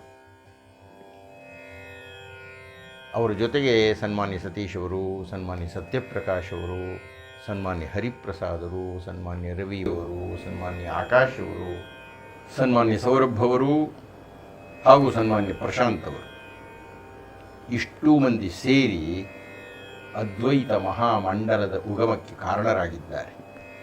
ಆತ್ಮೀಯರೇ, ಈಗಾಗಲೇ ಹೇಳಿದ ಹಾಗೆ ಭಗವತ್ಪಾದರು ಅಸಾಮಾನ್ಯ, ಅಸದೃಶ, ಅನುಪಮ, ಧೀರ ಗಂಭೀರ, ಹಿಮಾಚಲ ಸದೃಶ ಅತ್ಯತ್ತರದ ಮಹಾನ್ ಮನೀಷ, ಮಹಾಸನ್ಯಾಸಿ. ಬಹುಶಃ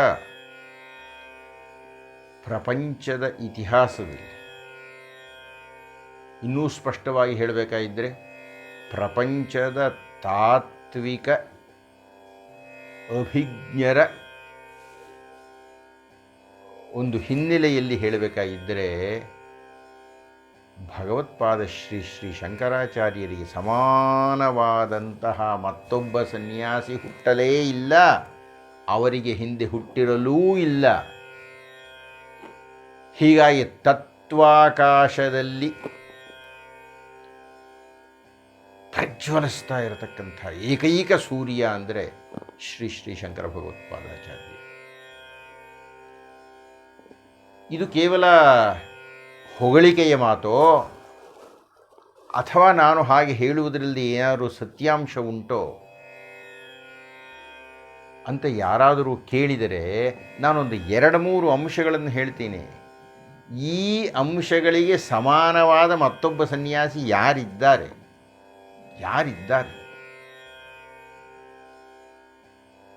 ಭಾರತದ ಉದ್ದಗಲಕ್ಕೆ ವಾಹನ ಸಂಚಾರ ಇಲ್ಲ. ಈಗಿರತಕ್ಕಂಥ ವಿಮಾನ ವ್ಯವಸ್ಥೆಯಾಗಲಿ, ಉಗಿಬಂಡಿ ವ್ಯವಸ್ಥೆಯಾಗಲಿ ಅಥವಾ ವಾಹನಗಳಾಗಲಿ ಯಾವುದೂ ಇಲ್ಲ. ರಸ್ತೆಗಳಿಲ್ಲ. ಕಾಡುಮೇಡುಗಳು, ಪರ್ವತ ಸಾನುಗಳು, ನದೀ ನದಗಳು, ಮರಳುಗಾಡುಗಳು, ಇಷ್ಟೆಲ್ಲ ಅಸಮವಾಗಿರತಕ್ಕಂತಹ ಭೂಪ್ರದೇಶ. ಎಲ್ಲೋ ಭಾರತದ ದಕ್ಷಿಣದ ಕೇರಳದಲ್ಲಿ ಹುಟ್ಟಿ ಕರ್ನಾಟಕಕ್ಕೆ ಬಂದು ವಿಂಧ್ಯೆಯನ್ನು ದಾಟಿ ಕಾಶಿಯನ್ನು ಮುಟ್ಟಿ ಹಿಮಾಲಯಕ್ಕೆ ಹಾರಿ ಬದರಿಯಲ್ಲಿ ಕುಳಿತರು. ಹಾಗೆ ಕೇವಲ ಕಾಲ್ನಡಿಗೆಯಲ್ಲಿ ಆ ಬದರಿಯ ವ್ಯಾಸ ಗುಹೆಯಲ್ಲಿ ಕುಳಿತು ವಿರಚನೆ ಮಾಡಿದರು. ಅವರೇನು ಏರಿಬಿಟ್ಟರು, ಹಿಮವತ್ ಪರ್ವತವನ್ನು ಏರಿಬಿಟ್ಟರು. ಅಲ್ಲಿ ತಮ್ಮ ಸಿದ್ಧಾಂತಕ್ಕೆ ಬೇಕಾಗಿರತಕ್ಕಂಥ ಎಲ್ಲ ಸಾಮಗ್ರಿಗಳನ್ನು ಸಿದ್ಧ ಮಾಡಿಯೂ ಬಿಟ್ಟರು, ಬರೆದೂ ಬಿಟ್ಟರು. ಆಮೇಲೆ ಅವ್ರಿಗನ್ನಿಸ್ತು, ಏನೇ ನಾನೊಬ್ಬ ಉದ್ಧಾರ ಆದರೆ ಆಯ್ತೆ, ನಾನು ಬಂದಿರೋದೇ ಸಕಲರ ಉದ್ಧಾರಕ್ಕೆ ಅಂತ ಹೇಳಿ ಮತ್ತೆ ಹಿಮವತ್ ಪರ್ವತವನ್ನು ಇಳಿದು ಬಂದರು. ಕಾಶಿಯಲ್ಲಿ ಕುಳಿತರು, ಶಿಷ್ಯ ಸಮೂಹಕ್ಕೆ ಉಪದೇಶ ಮಾಡಿದರು. ಮತ್ತೆ ಭಾರತವನ್ನೆಲ್ಲ ಸಂಚಾರ ಮಾಡಿದರು. ಶೃಂಗಗಿರಿಯಲ್ಲಿ ಶಾರದಾಂಬೆಯನ್ನು ಸ್ಥಾಪನೆ ಮಾಡಿದರು. ದಕ್ಷಿಣಾಮ್ನಾಯ ಪೀಠ ಅವರಿಂದ ಸ್ಥಾಪಿಸಲ್ಪಟ್ಟಿತು. ಪುರಿಯಲ್ಲಾಯಿತು, ದ್ವಾರಕೆಯಲ್ಲಾಯಿತು, ಉತ್ತರದ ಜ್ಯೋತಿರ್ಮಠವಾಯಿತು. 4 ದಿಕ್ಕುಗಳಲ್ಲಿಯೂ 4 ಮಠಗಳನ್ನು ಸ್ಥಾಪಿಸಿ 4 ವೇದಗಳನ್ನು ಪ್ರತಿನಿಧಿಸತಕ್ಕಂತಹ ಧರ್ಮ ಕ್ಷೇತ್ರಗಳನ್ನಾಗಿ ಸ್ಥಾಪನೆ ಮಾಡಿದರು. ಹೇಳಿ, ದಯವಿಟ್ಟು ಹೇಳಿ. ಹೀಗೆ ಒಬ್ಬ ಸನ್ಯಾಸಿ ಕಾಲ್ನಡಿಗೆಯಲ್ಲಿ ಇಡೀ ಭಾರತವನ್ನು ಸುತ್ತಿ, ಒಂದಲ್ಲ 3 ಬಾರಿ ಸುತ್ತಿ 1200 ವರ್ಷಗಳ ಹಿಂದೆ ಈ ಧರ್ಮ ಸ್ಥಾಪನೆಯನ್ನು ಮಾಡಿದರಲ್ಲ, ಅವರನ್ನು ಬಿಟ್ಟರೆ ಇನ್ಯಾರು ಮಾಡಿದ್ದಾರೆ?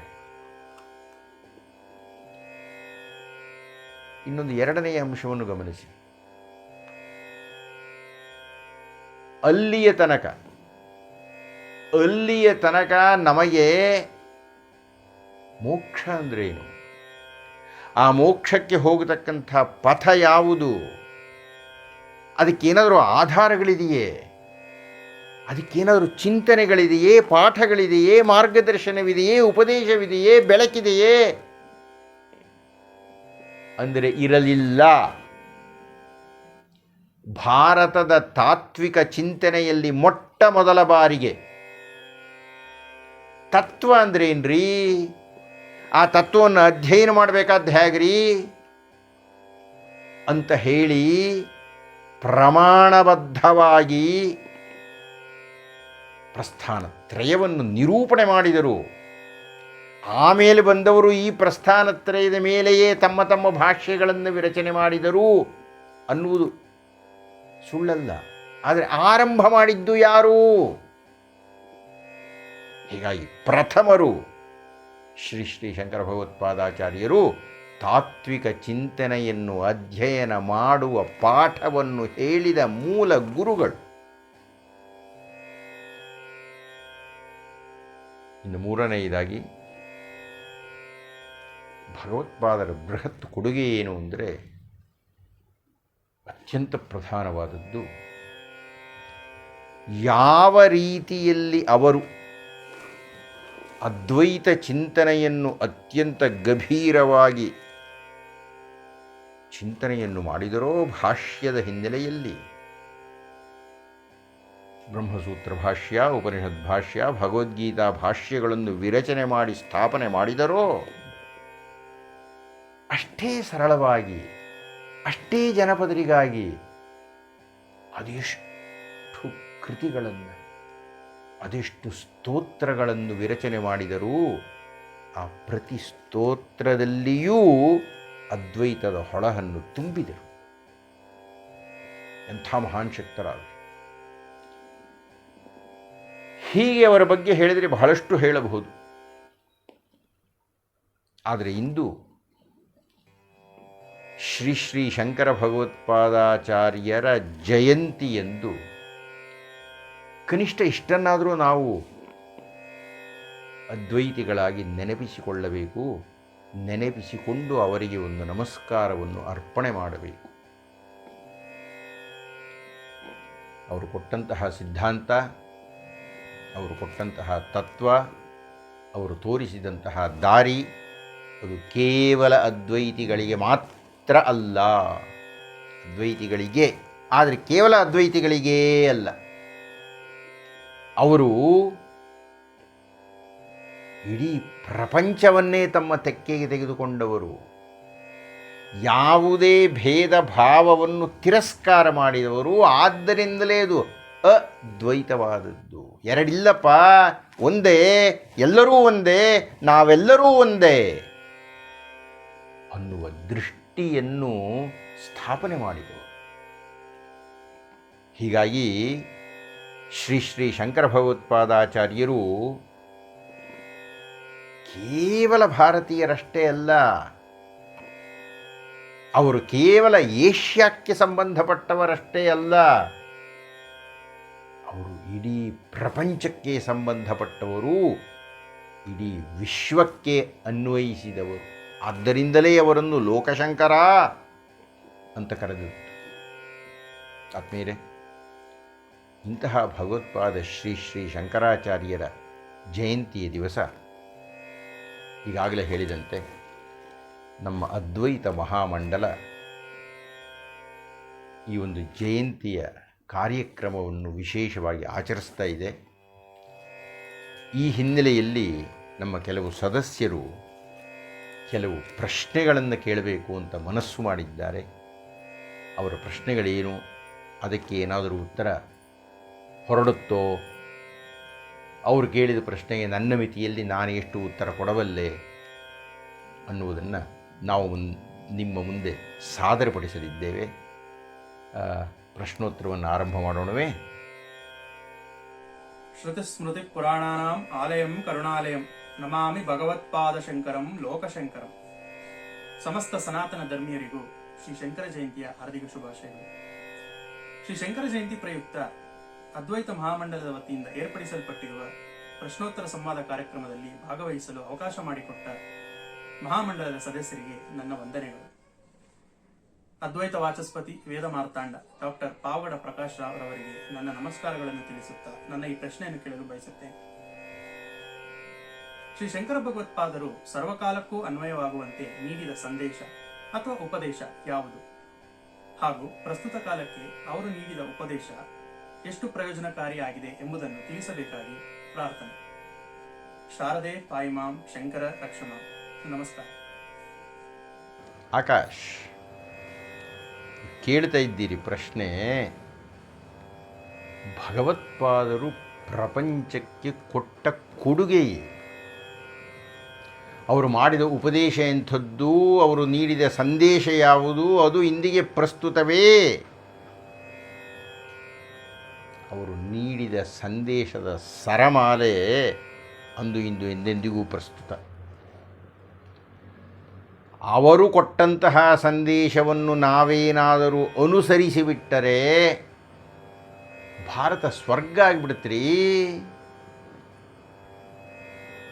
ಅಕಸ್ಮಾತ್ ಅದನ್ನು ಏನಾದರೂ ವಿಶ್ವ ಸದಸ್ಯರು ಅದ್ವೈತವನ್ನು ಮಾನ್ಯ ಮಾಡಿಬಿಟ್ಟರೆ ನಮ್ಮದು ಯಾವುದೋ ಒಂದು ಕಲ್ಪನೆ ಇದೆಯಲ್ಲ, ನಮ್ಮ ವೇದ ವಿದರು ಯಾವುದೋ ಒಂದು ಬೃಹತ್ ಮಹತ್ ಅತ್ಯಂತ ಉನ್ನತವಾಗಿರತಕ್ಕಂಥ ಒಂದು ಕನಸನ್ನು ಕಂಡಿದ್ದಾರಲ್ಲ. ವಸುಧೈವ ಕುಟುಂಬಕಂ, ವಸುಧಾ ಏವ ಕುಟುಂಬಕಂ. ಅಪ್ಪ, ಇಡೀ ಮನೆ ಕಂಡ್ರಿ, ಇಡೀ ಪ್ರಪಂಚವೇ ಒಂದು ಮನೆ. ಆ ಮನೆಯ ಸದಸ್ಯರು ನಾವೆಲ್ಲ. ಏನು ಸದಸ್ಯರು ನಾವೆಲ್ಲ ಅಂದರೆ, ನಾವೆಲ್ಲ ಅಣ್ಣ ತಮ್ಮಂದಿರಪ್ಪ. ನಾವೆಲ್ಲ ಅಣ್ಣ ತಮ್ಮಂದಿರಾದಾಗ ಕಲಹಗಳೆಲ್ಲಿ ಬಂತು, ಘರ್ಷಣೆಗಳೆಲ್ಲಿ ಬಂತು, ಕೊಲೆಗಳೆಲ್ಲಿ ಬಂತು, ದೌರ್ಜನ್ಯ ಎಲ್ಲಿ ಬಂತು? ನಂದನವನ ಆಗೋದಿಲ್ವೇ ಆಗ? ಹಾಗಾಗಬೇಕಾಗಿದ್ದರೆ ಭಗವತ್ಪಾದರ ಮಾತುಗಳನ್ನು ನಾವು ಕೇಳಬೇಕು. ಹಲವಾರು ಹೇಳಿದ್ದಾರೆ, ಹಲವಾರು ಸಂದೇಶಗಳನ್ನು ಕೊಟ್ಟಿದ್ದಾರೆ. ಒಂದೇ ಒಂದು ನಾವು ಅನುಸರಿಸಿಬಿಟ್ಟರೆ ಅದಕ್ಕೆ ಎಣೆಯಾದದ್ದು ಮತ್ತೊಂದು ಇಲ್ಲ. ಇದು ಯಾವ ಕಾಲದಲ್ಲಿ ಬೇಡ ಅಂತಾರಪ್ಪ.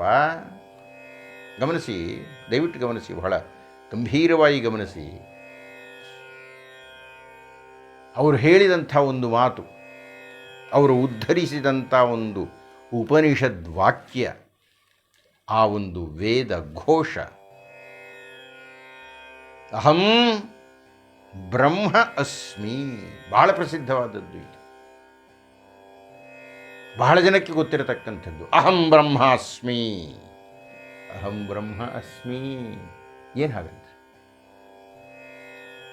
ನನ್ನನ್ನು ಯಾರಾದರೂ ನೀವು ಯಾರ್ರೀ, ನಿಮ್ಮ ಹೆಸರೇನು, ನಿಮ್ಮ ಹಿನ್ನೆಲೆ ಏನು ಅಂತ ಕೇಳಿದರೆ ನಾನು ನನ್ನ ಬಗ್ಗೆ ಪರಿಚಯ ಮಾಡಿಕೊಳ್ಳಿಕ್ಕೆ ಹೋಗ್ತೀನಿ. ನಾನು ಪಾವಗಡ ಪ್ರಕಾಶ್ ರಾವ್, ನನ್ನ ಆಕಾರ ಇಂಥದ್ದು, ನಾನು ಕನ್ನಡದಲ್ಲಿ ಸ್ನಾತಕೋತ್ತರ ಮಾಡಿದ್ದೇನೆ, ಸಂಸ್ಕೃತದಲ್ಲಿ ಮಾಡಿದ್ದೇನೆ, ಪದವಿಯನ್ನು ಕಾನೂನಿನಲ್ಲಿ ಪಡೆದಿದ್ದೇನೆ, ತುಮಕೂರು ಮೈಸೂರಿನ ವಿಶ್ವವಿದ್ಯಾನಿಲಯಗಳು ನನಗೆ ಡಾಕ್ಟರೇಟ್ ಕೊಟ್ಟಿದೆ, ನನ್ನ ಹೆಂಡತಿ ಕಲ್ಪನಾ ರಾನಡೆ ಅಂತ, ನನ್ನ ಮಕ್ಕಳು ಆಲೋಕ್ ರಾವ್, ಅದ್ವೈತರ, ಇದನ್ನೆಲ್ಲ ವಿವರಣೆ ಕೊಡ್ತೀನಿ. ಭಗವತ್ಪಾದರು ಹೇಳಿದರು, ಅದೆಲ್ಲ ಅಲ್ಲ, ಅದೆಲ್ಲ ನೀನಲ್ಲ. ಪಾವಗಡ ಪ್ರಕಾಶ ಅಂತ ನಾನು ಹೇಳ್ತಾ ಇದ್ದೇನೆ. ನಮ್ಮ ತಂದೆ ರಾಮು ಅಂತ ಇದ್ದರು, ನನ್ನ ತಾಯಿ ಅಪ್ಪಿ ಅಂತ ಕರೀತಾ ಇದ್ದರು. ಎಲ್ಲಿ ಹೋದ ಪ್ರಕಾಶ್ ರಾವ್? ನನ್ನ ಆಕಾರ ಬಿಳಿ ಬಿಳಿ ಗಡ್ಡವಾಗಿ ಬಿಟ್ಟಿದೆ, ತಲೆಯಲ್ಲಿ ಕೇಶವಿಲ್ಲದೇ ಇದೆ. ಆದರೆ ಮಗುವಾಗಿದ್ದಾಗಿನಿಂದ ಲೆಕ್ಕ ಹಾಕಿದರೆ ಎಷ್ಟೆಷ್ಟೋ ಬದಲಾವಣೆ ಆಗಿಬಿಟ್ಟಿದೆ. ನಾನು ನಿಮ್ಮ ಜೊತೆಗೆ ಮಾತಾಡ್ತಾ ಇದ್ದೇನೆ, ನನ್ನ ಪದವಿಗಳು ತಗೊಂಡು ನಾನು ಏನು ಮಾಡಬೇಕು? 30-35 ವರ್ಷಗಳ ಹಿಂದೆ ನಾನು ನನ್ನ ಭಾಮೆಯನ್ನು ಕಂಡಾಗ ಇದ್ದಂಥ ಉತ್ಸಾಹ, ಆಸಕ್ತಿ, ಆ ತೀವ್ರತೆ ಈ ಹೊತ್ತು ಎಲ್ಲ ತಣ್ಣಗಾಗಿ ಬಿಟ್ಟಿದೆ. ಕೆಲವು ವರ್ಷಗಳಾದ ಮೇಲೆ ಈ ದೇಹ ಇರುತ್ತೋ ಇಲ್ಲವೋ ಗೊತ್ತಿಲ್ಲ. ಭಗವತ್ಪಾದರು ಹೇಳಿದರು, ಇದು ಯಾವುದೂ ನೀನಲ್ಲ. ಹಾಗಾದರೆ ನಾನು ಯಾರ್ರೀ? ನಾನು ನನ್ನ ತಾಯಿಯ ಗರ್ಭದಲ್ಲಿ ಪ್ರವೇಶ ಮಾಡಿದ ಕ್ಷಣದಿಂದ ಈ ಕ್ಷಣದ ತನಕ ಬದಲಾಗದೆ, ಮುಪ್ಪಾಗದೆ, ಮುಕ್ಕಾಗದೆ, ಸಾಯದೇ ಇರತಕ್ಕಂಥದ್ದು ಅದ್ಯಾವುದೋ ಜೀವ ಇದೆಯಂತಲ್ಪ, ಅದ್ಯಾವುದೋ ಪ್ರಾಣ ಅಂತ ಕರಿತೀವಲ್ರಿ, ಅದು. ಆ ಜೀವ ಒಂದೇ ನಾನು, ಇನ್ಯಾವುದೂ ನಾನಲ್ಲ.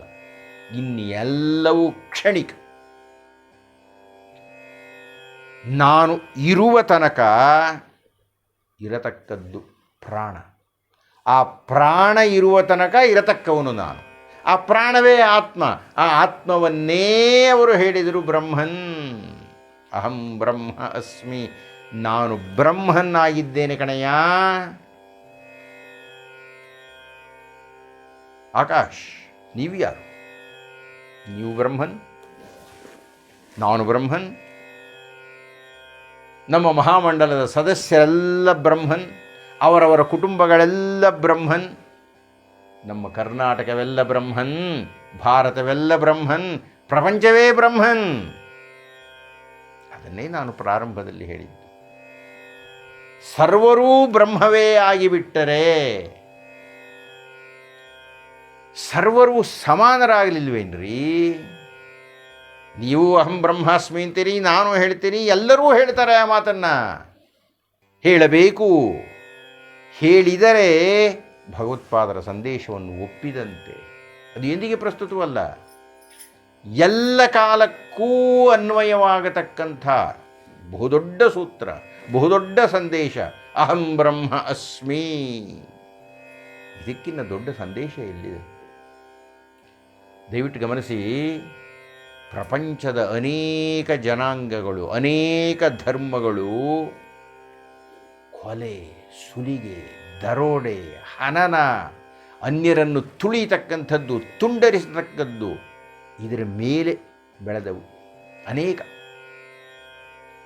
ಆದರೆ ಅದ್ವೈತ ಸಿದ್ಧಾಂತವನ್ನು ನೋಡಿ, ಅಹಂ ಬ್ರಹ್ಮಾಸ್ಮಿ, ನಾವೆಲ್ಲರೂ ಬ್ರಹ್ಮನ್ ಕಣಪ್ಪ, ನಾವೆಲ್ಲರೂ ಸಮಾನ ಅಂತ ಹೇಳತಕ್ಕಂಥ ಆ ಒಂದು ದಿವ್ಯ ಸಂದೇಶ ಇದೆಯಲ್ಲ. ಆಕಾಶ ಹೇಳಿ, ಇದು ಪ್ರಸ್ತುತ ಅಲ್ವಾ? ಇದು ಇಡೀ ಪ್ರಪಂಚಕ್ಕೆ ಅನ್ವಯಿಸಲ್ವಾ? ಇದನ್ನು ಅನುಸರಿಸಿದರೆ ನಾವೆಲ್ಲರೂ ಸಹೋದರ ಭಾವದಿಂದ ಇರಲ್ವಾ? ಸುಖವಾಗಿ ಇರಲ್ವಾ? ಶ್ರುತಿಸ್ಮೃತಿ ಪುರಾಣಾನಾಂ ಆಲಯಂ ಕರುಣಾಲಯಂ ನಮಾಮಿ ಭಗವತ್ಪಾದಶಂಕರಂ ಲೋಕಶಂಕರಂ. ಎಲ್ಲರಿಗೂ ಆದಿಶಂಕರಾಚಾರ್ಯರ ಜಯಂತಿಯ ಶುಭಾಶಯಗಳು. ಪೂಜ್ಯ ಗುರುಗಳಾದ ಪಾವಗಡ ಪ್ರಕಾಶರಾವ್ ಗುರುಗಳಿಗೆ ಶಿರಸಾಷ್ಟಾಂಗ ಪ್ರಣಾಮಗಳು. ಗುರುಗಳಲ್ಲಿ ನನ್ನ ಒಂದು ಪ್ರಶ್ನೆ. ಮಕ್ಕಳಲ್ಲಿ ಆದಿಶಂಕರಾಚಾರ್ಯರ ಬಗ್ಗೆ ಒಲವು ಮೂಡಿಸುವುದು ಹೇಗೆ? ಹಾಗೂ ಯುವಕರು ಯುವತಿಯರಲ್ಲಿ ಶಂಕರ ಭಗವತ್ಪಾದಾಚಾರ್ಯರ ಮಾರ್ಗದರ್ಶನವನ್ನು ಜಾಗೃತಗೊಳಿಸುವುದು ಹೇಗೆ? ಧನ್ಯವಾದಗಳು. ಸೌರಭ್, ಬಹಳ ಒಳ್ಳೆ ಪ್ರಶ್ನೆ ಕೇಳಿದ್ದೀರಿ ನೀವು.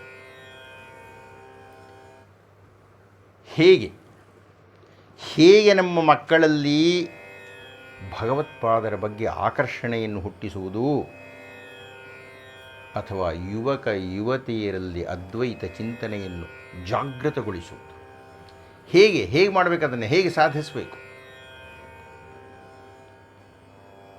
ಸ್ವಾಮಿ, ದಯವಿಟ್ಟು ಒಂದು ಅರ್ಥ ಮಾಡಿಕೊಳ್ಳೋಣ.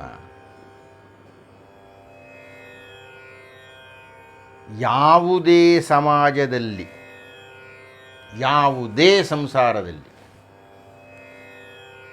ತಂದೆ ತಾಯಿಯರ ಪ್ರಭಾವಕ್ಕೆ ಒಳಗಾಗತಕ್ಕಂತಹವರು 198 ಮಂದಿ. ಇನ್ನು ಶೇಕಡ 2 ಮಂದಿ ಬಿಡಿ. ಈ 98 ಮಂದಿ ಸಾಮಾನ್ಯವಾಗಿ ತಂದೆ ತಾಯಿಯವರು ಹೇಗಿರ್ತಾರೋ, ಏನು ಯೋಚನೆ ಮಾಡ್ತಾರೋ ಅದನ್ನು ಅನುಸರಿಸಲಿಕ್ಕೆ ಪ್ರಯತ್ನ ಪಡ್ತಾರೆ. ಅವ್ರು ಹೇಗೆ ಕೂತ್ಕೊಳ್ತಾರೆ, ಹೇಗೆ ಮಾತಾಡ್ತಾರೋ ಹಾಗೆ ಮಾತಾಡ್ತಾರೆ, ಅವರು ಏನನ್ನು ಯೋಚನೆ ಮಾಡ್ತಾರೋ ಹಾಗೆ ಯೋಚನೆ ಮಾಡ್ತಾರೆ. ಆದ್ದರಿಂದಲೇ ಸಾಮಾನ್ಯವಾಗಿ ತಂದೆಯ ವೃತ್ತಿಯನ್ನು ಮಗ ಪ್ರವೇಶ ಮಾಡಿಬಿಡ್ತಾನೆ.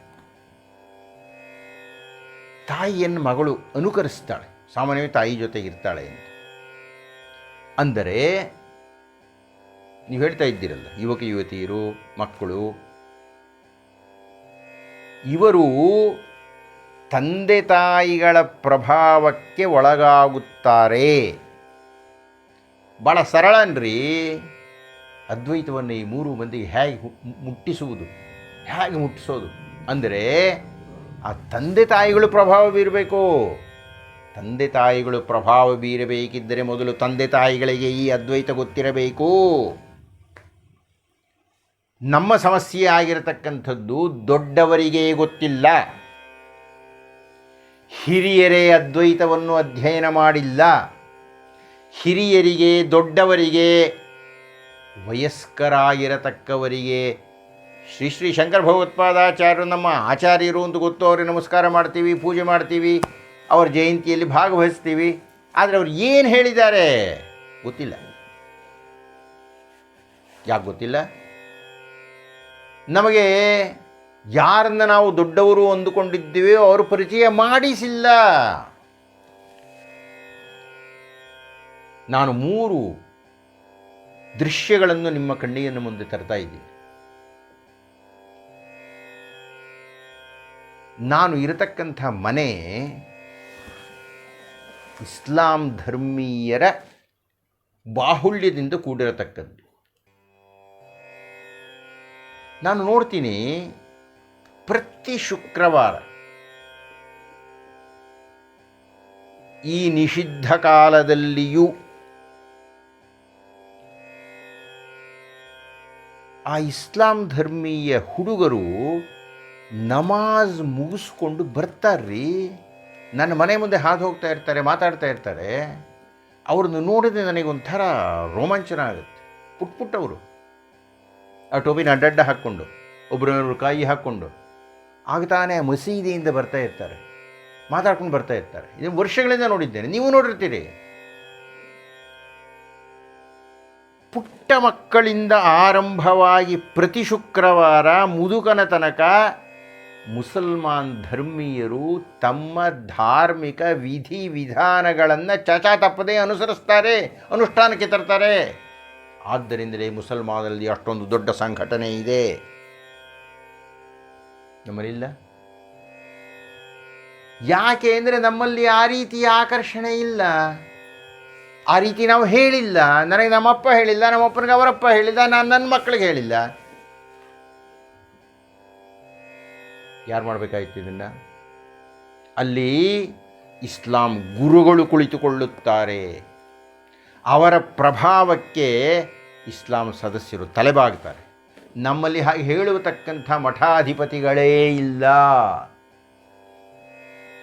ನಮ್ಮ ಮಠಪತಿಗಳಿಗೆ ಕಲ್ಯಾಣ ಮಂಟಪಗಳನ್ನು ಕಟ್ಟಿಸ್ತಕ್ಕಂಥದ್ದು, ನಮ್ಮ ಮಠಪತಿಗಳಿಗೆ ದೇವಸ್ಥಾನಗಳನ್ನು, ಗೋಪುರಗಳನ್ನು ಕಟ್ಟಿಸ್ತಕ್ಕಂಥದ್ದು. ಇನ್ನೇನಪ್ಪ, ನಂಗೆ ಗೊತ್ತಿಲ್ಲ ಇನ್ನೇನು ಮಾಡ್ತಾ ಇದ್ದಾರೆ ಅವರು. ಹೀಗಾಗಿ ನಮಗೆ ಯಾರು ಮಾರ್ಗದರ್ಶನ ಮಾಡಬೇಕಾಗಿದೆಯೋ ಆ ಮಠಪತಿಗಳು ನಮಗೆ ಮಾರ್ಗದರ್ಶನ ಮಾಡ್ತಾ ಇಲ್ಲ. ಅದರಿಂದಾಗಿ ನಮಗೆ ಅದ್ವೈತ ಅಂದರೆ ಏನು ಅಂತಲೇ ಗೊತ್ತಿಲ್ಲ. ಹೇಳಿ ದಯವಿಟ್ಟು, ಎಷ್ಟು ಶಂಕರ ಮಠಗಳಲ್ಲಿ ಪ್ರತಿನಿತ್ಯ ಉಪನ್ಯಾಸಗಳು ನಡೆಯುತ್ತೆ? ಯಾವ ವ್ಯವಸ್ಥೆ ಇದೆ? ಇಷ್ಟೊಂದು ಶಂಕರ ಮಠಗಳು ಇಡೀ ಕರ್ನಾಟಕದಲ್ಲಿ ತುಂಬಿದೆಯಲ್ಲ, ಎಷ್ಟು ಶಂಕರ ಮಠಗಳಲ್ಲಿ ಪ್ರತಿನಿತ್ಯ ಇದಕ್ಕೆ ಸಂಬಂಧಪಟ್ಟ ಉಪನ್ಯಾಸವೋ ಪ್ರವಚನವೋ ಏನೋ ಒಂದು ನಡೆಯುತ್ತೆ. ಎರಡನೇ ಉದಾಹರಣೆಯನ್ನು ಗಮನಿಸಿ. ಉಡುಪಿಯಲ್ಲಿ ರಾಜಾಂಗಣ ಅಂತ ಒಂದು ಸಭಾಭವನ ಇದೆ. ಪೇಜಾವರ ಮಠದ ಯತೀಶ್ವರರಲ್ಲಿ ಶ್ರೀ ಶ್ರೀ ವಿಶ್ವೇಶತೀರ್ಥ ಮಹಾಸ್ವಾಮಿಗಳು ಅಲ್ಲಿ ಚಾತುರ್ಮಾಸ್ಯಕ್ಕೆ ಕುಳಿತಾಗ ನನ್ನನ್ನು ಕರೆಸಿದ್ದರು. ಮಳೆಗಾಲ, ಏನು ಜಡಿ ಮಳೆ,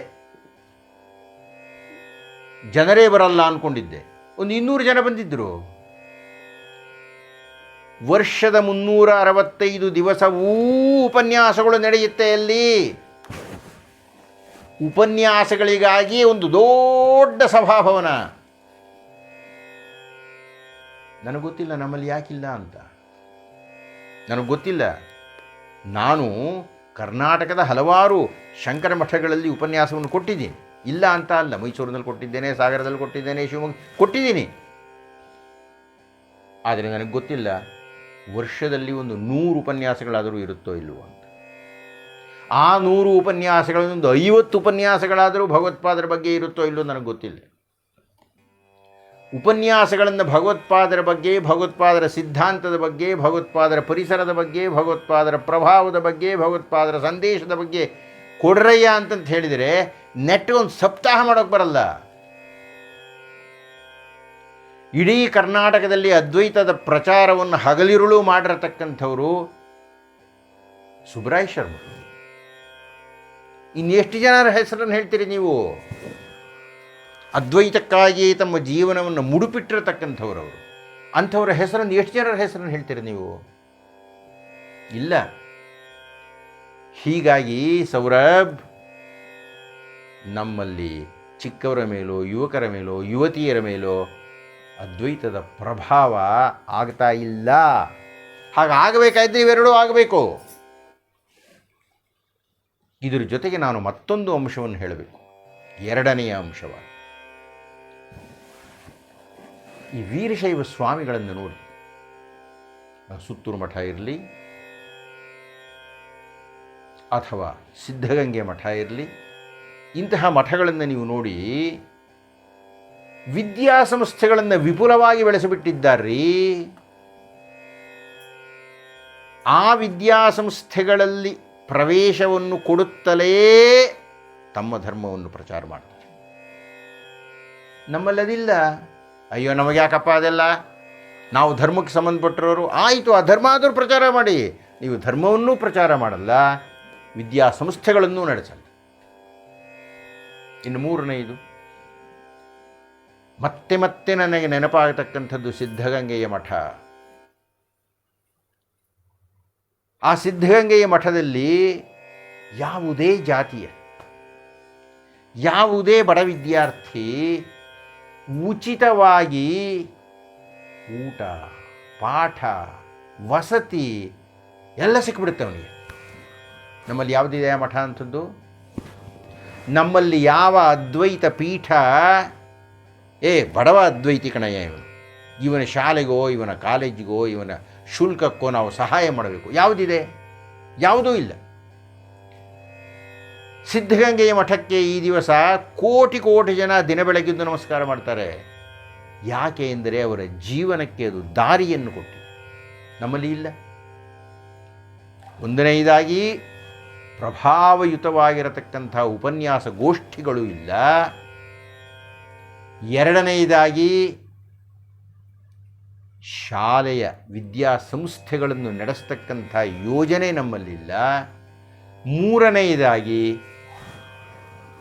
ಬಡ ವಿದ್ಯಾರ್ಥಿಗಳಿಗೆ ನಾವೇನಾದರೂ ವಿದ್ಯಾಸಂಸ್ಥೆಯ ಸಹಾಯವನ್ನು ಮಾಡಿದರೆ ಬೇರೆ ಏನೂ ಮಾಡಬೇಕಾಗಿಲ್ಲರಿ, ಅವರು ನಿಮಗೆ ಕೃತಜ್ಞರಾಗಿದ್ದುಬಿಡ್ತಾರೆ. ಬೇರೆಯ ಜನಾಂಗದವರು ಮಾಡತಕ್ಕಂಥ ಪ್ರಯತ್ನಗಳನ್ನು, ಉಪಯೋಗಿಸಿಕೊಳ್ಳತಕ್ಕಂಥ ಸಾಧನ ಸಾಮಗ್ರಿಗಳನ್ನು ಅವರು ಎಲ್ಲವನ್ನೂ ಉಪಯೋಗಿಸ್ಕೊಳ್ತಾರೆ. ಒಂದು ಪತ್ರಿಕೆ ಶುರುವಾಗಿದೆ ಅಂತ ಹೇಳಿದರೆ ಬೇರೆ ಎಲ್ಲ ಧರ್ಮಗಳವರು ಅದರಲ್ಲಿ ಬರೀತಾರೆ, ಅದ್ವೈತದವರು ಬರೆಯೋದೇ ಇಲ್ಲ. ಹೇಗೂ ಸೌರಭ್, ನಮ್ಮ ಯುವಕರಲ್ಲಿಯೋ ನಮ್ಮ ಮಕ್ಕಳಲ್ಲಿಯೋ ಅದ್ವೈತ ಜಾಗೃತವಾಗಬೇಕಾಗಿದ್ದರೆ ಇದೆಲ್ಲ ಮಾಡಬೇಕು. ಯಾರು ಮಾಡ್ತಾರೋ, ಯಾವಾಗ ಮಾಡ್ತಾರೋ ಗೊತ್ತಿಲ್ಲ. ಈ ದಿಸೆಯಲ್ಲಿ ಅದ್ವೈತ ಮಂಡಲ ಏನಾದರೂ ಮಾಡಲಿಕ್ಕೆ ಸಾಧ್ಯ ಇದೆಯಾ ಅಂತ ಅದ್ವೈತ ಮಹಾಮಂಡಲದ ಸದಸ್ಯರು ಕುಳಿತು ಯೋಚನೆ ಮಾಡಬೇಕು. ಶಂಕರಂ ಶಂಕರಾಚಾರ್ಯಂ ಕೇಶವಂ ಬಾದರಾಯಣಂ ಸೂತ್ರಭಾಷ್ಯಕೃತೌ ವಂದೇ ಭಗವಂತೌ ಪುನಃ ಪುನಃ. ಜೈಶಂಕರ. ಅದ್ವೈತ ವಾಚಸ್ಪತಿಗಳು, ನಮ್ಮ ಹೆಮ್ಮೆಯ ಹಾಗೂ ಪ್ರೀತಿಯ ಪ್ರಾವಗಡ ಪ್ರಕಾಶರಾಯರಿಗೆ ನಮಸ್ಕಾರಗಳು. ತ್ರೇತಾಯುಗಕ್ಕೆ ಶ್ರೀರಾಮರ ಅವತಾರವು ಹೇಗೋ, ದ್ವಾಪರ ಯುಗಕ್ಕೆ ಶ್ರೀಕೃಷ್ಣರ ಅವತಾರವು ಹೇಗೋ, ಕಲಿಯುಗಕ್ಕೆ ನಮ್ಮ ಶಂಕರ ಭಗವತ್ಪಾದರ ಅವತಾರವು ಅಷ್ಟೇ ವಿಶೇಷವೂ ಹಾಗೂ ಅವಶ್ಯಕವಾಗಿದೆ. ಇಂತಹ ಮಹಾನ್ ಗುರುಗಳಾದ ಶಂಕರ ಭಗವತ್ಪಾದರು ಹಾಗೂ ಅವರ ಪರಂಪರೆಯಲ್ಲಿ ಬಂದ ಮಹಾನ್ ಗುರುಗಳ ಅನುಯಾಯಿಗಳಾದವರು, ಉದಾಹರಣೆಗೆ ಸ್ಮಾರ್ಥರು, ಕಾಲಕ್ರಮೇಣ ಪರಿಸ್ಥಿತಿಯ ಒತ್ತಡಕ್ಕೆ ಒಳಗಾಗೋ ಅಥವಾ ಪವಾಡಾಭಿಲಾಷೆಯಿಂದಲೋ ಅಥವಾ ಸಂಘಟಿತ ಪ್ರಚಾರದಿಂದಲೋ ಶಂಕರರನ್ನು ಹಾಗೂ ಅವರ ಅದ್ವೈತ ತತ್ವವನ್ನು ಬಿಟ್ಟು ಅನ್ಯ ಗುರುಗಳ ಶರಣಾಗತರಾಗಿ ಅಥವಾ ಅವರ ಅನುಯಾಯಿಗಳಾಗುವುದು ಗುರುದ್ರೋಹವಲ್ಲವೇ? ಗುರುದ್ರೋಹವೆಂದರೆ ನಾನು ಆಗಲೇ ಹೇಳಿದ ಹಾಗೆ ಶಂಕರಂ ಶಂಕರಾಚಾರ್ಯಂ ಕೇಶವಂ ಬಾದರಾಯಣಂ ಇವರೆಲ್ಲರಿಗೂ ಸಲ್ಲಿಸುತ್ತಿರುವ ದ್ರೋಹವಲ್ಲವೇ? ಹೌದಾದರೆ ಅದರ ಪರಿಹಾರವಿದೆ, ದಯವಿಟ್ಟು ತಿಳಿಸಿ. ನಿತಿನ್ ಕಣಕಟ್ಟೆ ಬಹಳ ಒಳ್ಳೆಯ ಪ್ರಶ್ನೆ ಕೇಳಿದ್ದೀರಿ. ಸಾಂದರ್ಭಿಕವಾದ ಪ್ರಶ್ನೆಯನ್ನು ಕೇಳಿದ್ದೀರಿ, ಸರಿಯಾದ ಪ್ರಶ್ನೆಯನ್ನು ಕೇಳಿದ್ದೀರಿ. ಹಲವು ತೀವ್ರ ಚಿಂತಕರ ಮನಸ್ಸಿನಲ್ಲಿ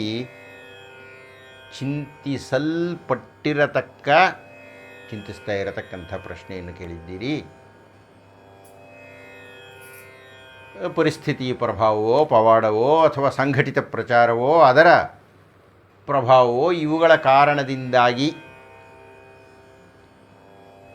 ಭಗವತ್ಪಾದರ ಪರಂಪರೆಯಲ್ಲಿ ಬಂದಿರತಕ್ಕವರು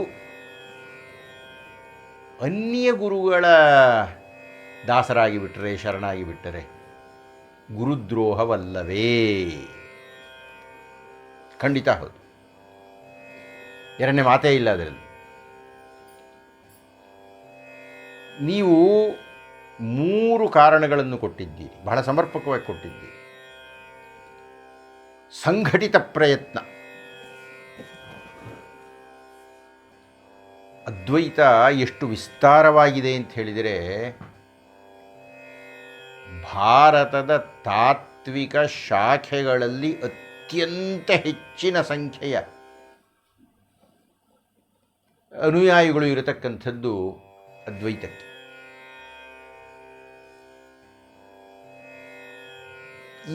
ಇದಾದ ಎಷ್ಟೋ ನೂರು ವರ್ಷಗಳ ಮೇಲೆ ಬೇರೆ ಬೇರೆ ಸಿದ್ಧಾಂತಗಳು ಅಸ್ತಿತ್ವಕ್ಕೆ ಬಂತು. ಹಾಗೆ ಬಂದಾಗ ಅವುಗಳಿಗೆ ಸದಸ್ಯತ್ವದ ಸಮಸ್ಯೆ. ಅದಕ್ಕೆ ಅವರೇನು ಮಾಡಿದರು? ಅದ್ವೈತಿಗಳನ್ನು ಸೆಳೆಯಲಿಕ್ಕೆ ಪ್ರಯತ್ನ ಪಟ್ಟರು. ಅದೇ ನೀವು ಹೇಳ್ತಾ ಇರತಕ್ಕಂಥ ಸಂಘಟಿತ ಪ್ರಯತ್ನ. ಹೌದು, ದುರ್ಬಲ ಅದ್ವೈತಿಗಳ ಮನಸ್ಸಿನ ಮೇಲೆ ಪ್ರಭಾವವನ್ನು ಬೀರಿದರು. ಏನೇನು ಬೀರಿದರೋ ಗೊತ್ತಿಲ್ಲ ಇಲ್ಲಿ ತನಕ, ಈಗಲೂ ಬೀರ್ತಾ ಇದ್ದಾರೆ. ಈಗಲೂ ಮತಾಂತರಗಳು, ಧರ್ಮಾಂತರಗಳು ನಡೀತಾ ಇದೆ. ತಮ್ಮ ಸಿದ್ಧಾಂತವನ್ನು ಅವರ ಮೇಲೆ ಪ್ರಭಾವ ಮಾಡುವಂತೆ ಮಾತನಾಡಿ ಅಥವಾ ಮತ್ತೇನೋ ಮಾಡಿ ಅವರನ್ನು ಸೆಳೆದುಕೊಂಡು ಅವರ ಹಣೆಯ ಮೇಲೆ ಇದ್ದಂಥ ಲಾಂಛನವನ್ನು ಅಳಿಸಿ ತಮ್ಮ ಚಿಹ್ನೆಯನ್ನು ಮೂಡಿಸಿಬಿಟ್ಟರು. ಇದು ಅವ್ಯಾಹತವಾಗಿ ಸುಮಾರು 1000 ವರ್ಷಗಳಿಂದ ನಡೆಕೊಂಡು ಬಂದುಬಿಟ್ಟಿದೆ. ಎರಡನೇದಾಗಿ ಹೇಳಿದಿರಿ ಪವಾಡ, ಅದು ಮಾಡಿದರು ನಮ್ಮ ಗುರುಗಳು. ಅವರು ಮೃತಿ ಹೊಂದಿದ್ದರೂ ಜೀವಿಸುತ್ತಿದ್ದಾರೆ ಅಂದರೆ ಅವರು ಮೋಕ್ಷ ಇಲ್ಲ ಅಂತ ಅರ್ಥ. ಆ ಜೀವಿಸ್ತಾ ಇರತಕ್ಕಂಥ ಗುರುಗಳು ನಿಮ್ಮ ಮೇಲೆ ಪ್ರಭಾವ ಬೀರುತ್ತಾರೆ, ನಿಮ್ಮ ಕಷ್ಟಗಳನ್ನು ಪರಿಹಾರ ಮಾಡ್ತಾರೆ ಅಂತ ಕಥೆಗಳನ್ನು ಕಟ್ಟಿದರು. ಅದನ್ನು ಮುಗ್ಧರು ನಂಬಿದರು. ಆ ನಂಬಿದವರು ಇನ್ನೊಂದಷ್ಟು ಜನಕ್ಕೆ ಹೇಳಿದರು. ಅದು ಪ್ರಚಾರ ಆಯಿತು, ಪ್ರಸಾರ ಆಯಿತು. 100 ವರ್ಷಗಳಿಂದ ಇಂತಹ ಕಥೆಗಳು ಹುಟ್ಟಿಕೊಂಡಿತು. ಯಾವ ಆಧಾರ ಇದೆಯೋ ಗೊತ್ತಿಲ್ಲ, ಅಥವಾ ಅಕಸ್ಮಾತ್ 1 2 ಇದ್ದರೆ ಅದನ್ನು 1000 ಬೆಳೀತು.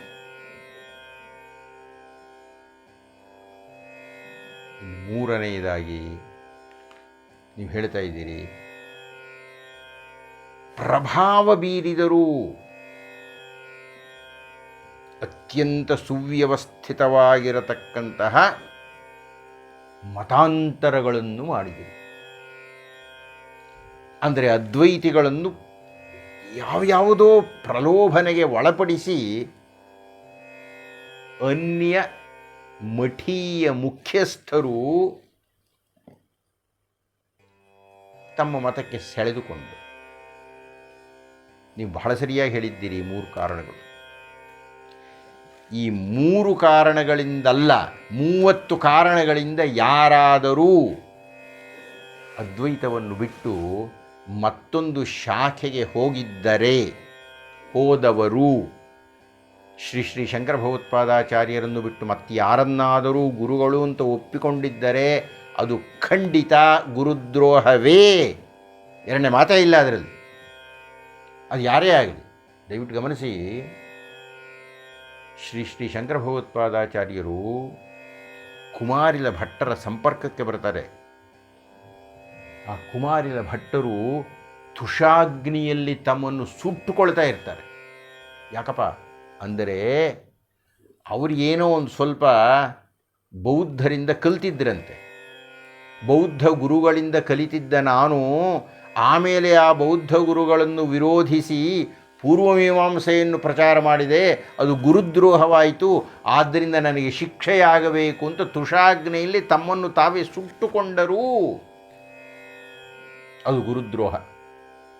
ಗುರುದ್ರೋಹಕ್ಕೆ ಆದಂಥ ಪ್ರಾಯಶ್ಚಿತ್ತ. ನೀವು ಕೇಳ್ತಾ ಇದ್ದೀರಿ, ಈ ಗುರುದ್ರೋಹಿಗಳಿಗೆ ಏನು ಮಾಡಬೇಕು, ಅದು ಹೇಗೆ, ಈಗ ಏನು ಮಾಡಬೇಕು ಅದಕ್ಕೆ? ಗುರುದ್ರೋಹಿಗಳು ಯಾರೇ ಆಗಿರಲಿ, ಗುರುದ್ರೋಹಿಗಳನ್ನು ತುಷಾಗ್ನಿಯಲ್ಲಿ ಸುಡಬೇಕು. ಪ್ರಯೋಜನ ಏನು ಬಂತ್ರಿ? ನಾನು ಅದನ್ನು ಹೇಳಲ್ಲ. ನಾನು ಹೇಳ್ತಕ್ಕಂಥದ್ದು ಅದಕ್ಕೆ ಇರತಕ್ಕಂಥ ನನ್ನ ದೃಷ್ಟಿಯ ಏಕೈಕ ಪರಿಹಾರ, ಹಾಗೂ ನನ್ನ ಅನುಭವದಲ್ಲಿ ಅಂತಹ 100 ಸಂದರ್ಭಗಳನ್ನು ನಾನು ಸರಿಪಡಿಸಿಬಿಟ್ಟಿದ್ದೇನೆ. ಏನದು? ಬಹಳ ಸರಳ. ನಮ್ಮ ಭಾರತದಲ್ಲಿ ಹಿಂದಿನ ವರ್ಷವೋ ಅದರ ಹಿಂದಿನ ವರ್ಷವೋ ಒಂದು ದೊಡ್ಡ ಚಳವಳಿ ಆರಂಭ ಆಯಿತು, ಘರ್ ವಾಪಸಿ ಅಂತ ಉತ್ತರ ಭಾರತದಲ್ಲಿ. ಅಂದರೆ ಹಿಂದೂ ಧರ್ಮವನ್ನು ಬಿಟ್ಟು ಹೋದವರು, ಅನ್ಯ ಧರ್ಮಕ್ಕೆ ಸೇರಿದವರು ಮತ್ತೆ ಹಿಂದೂ ಧರ್ಮಕ್ಕೆ ಬರತಕ್ಕಂಥದ್ದು ಒಂದು ವ್ಯವಸ್ಥೆ, ಅದೇ ಘರ್ ವಾಪಸಿ. ಅದು ಇಲ್ಲಿ ಯಾಕಾಗಬಾರ್ದು? ನನ್ನ ಹತ್ತಿರ ಅದ್ವೈತಿಗಳಾಗಿದ್ದವರು ಅದ್ವೈತವನ್ನು ಬಿಟ್ಟು ಮತ್ತೊಂದಕ್ಕೆ ಹೋಗಿ ಅಲ್ಲಿ ಒದ್ದಾಡಿ ಹೇಳಿದಾಗ ನಾನು ಹೇಳಿದೆ, ಅಯ್ಯೋ ಬನ್ನಿರಿ, ನಿಮ್ಮನ್ನು ಕೇಳೋರು ಯಾರು? ಹೋಗಿದ್ದನ್ನು ಯಾರೂ ಕೇಳಲಿಲ್ಲ ನಿಮಗೆ. ನೀವು ಹೋದ್ರಿ, ಇನ್ಯಾವುದೋ ಹಚ್ಕೊಂಡ್ರಿ ಹಣೆಗೆ, ಮತ್ತೆ ವಿಭೂತಿ ಧಾರಣ ಮಾಡಿ ಬಂದು ನಮ್ಮ ಜೊತೆಗೆ ಸೇರಿಕೊಳ್ಳಿ, ಅದರೊಳಗೇನಿದೆ? ಕಣಕಟ್ಟೆಯವರೇ, ನೀವು ಹೇಳಿದ್ದು ಸರಿ. ಇದಕ್ಕೆ ಪರಿಹಾರ ಇಷ್ಟೇನೆ. ಜಾಗೃತರಾಗಿರತಕ್ಕಂತಹ ಅದ್ವೈತಿಗಳು, ಅವರ ಸಂಪರ್ಕಕ್ಕೆ ಬಂದಿರತಕ್ಕಂಥ ಅದ್ವೈತವನ್ನು ಬಿಟ್ಟು ಹೋದವರ ಹತ್ತಿರ ಮಾತನಾಡಿ, ಅವರು ಎಂತಹ ವಿಶಾಲವಾಗಿರತಕ್ಕ ಬೃಹತ್ ಸಿದ್ಧಾಂತದಿಂದ ವಂಚಿತರಾಗಿದ್ದಾರೆ, ಅದು ಹೇಗೆ ಮುರುಳಾಗಿ ಹೋಗಿದ್ದಾರೋ ಗೊತ್ತಿಲ್ಲ, ಮತ್ತೆ ವಾಪಸ್ ಬನ್ನಿ ಅಂತ ಅದ್ವೈತಕ್ಕೆ ಸೆಳೆದು ಅವರನ್ನು ಆಲಿಂಗನ ಮಾಡಿಕೊಳ್ಳಬೇಕು. ಆತ್ಮೀಯರೇ, ಈ ಪ್ರಶ್ನೋತ್ತರ ಕಾರ್ಯಕ್ರಮಕ್ಕೆ ಒಂದು ಅಲ್ಪ ವಿರಾಮವನ್ನು ಕೊಟ್ಟು ಕಲಾವತಂಸ ಎಂಬ ಬಿರುದಾಂಕಿತ ಯುವ ಗಾಯಕರಾದಂತಹ ವಿನಯ್ ಶರ್ವಾ ಅವರಿಂದ ನರಸಿಂಹ ಪಂಚರತ್ನ ಎಂಬ ಕೃತಿಯನ್ನು ಕೇಳಿ ಮತ್ತೆ ಪುನಃ ಪ್ರಶ್ನೋತ್ತರ ಕಾರ್ಯಕ್ರಮಕ್ಕೆ ಬರೋಣ.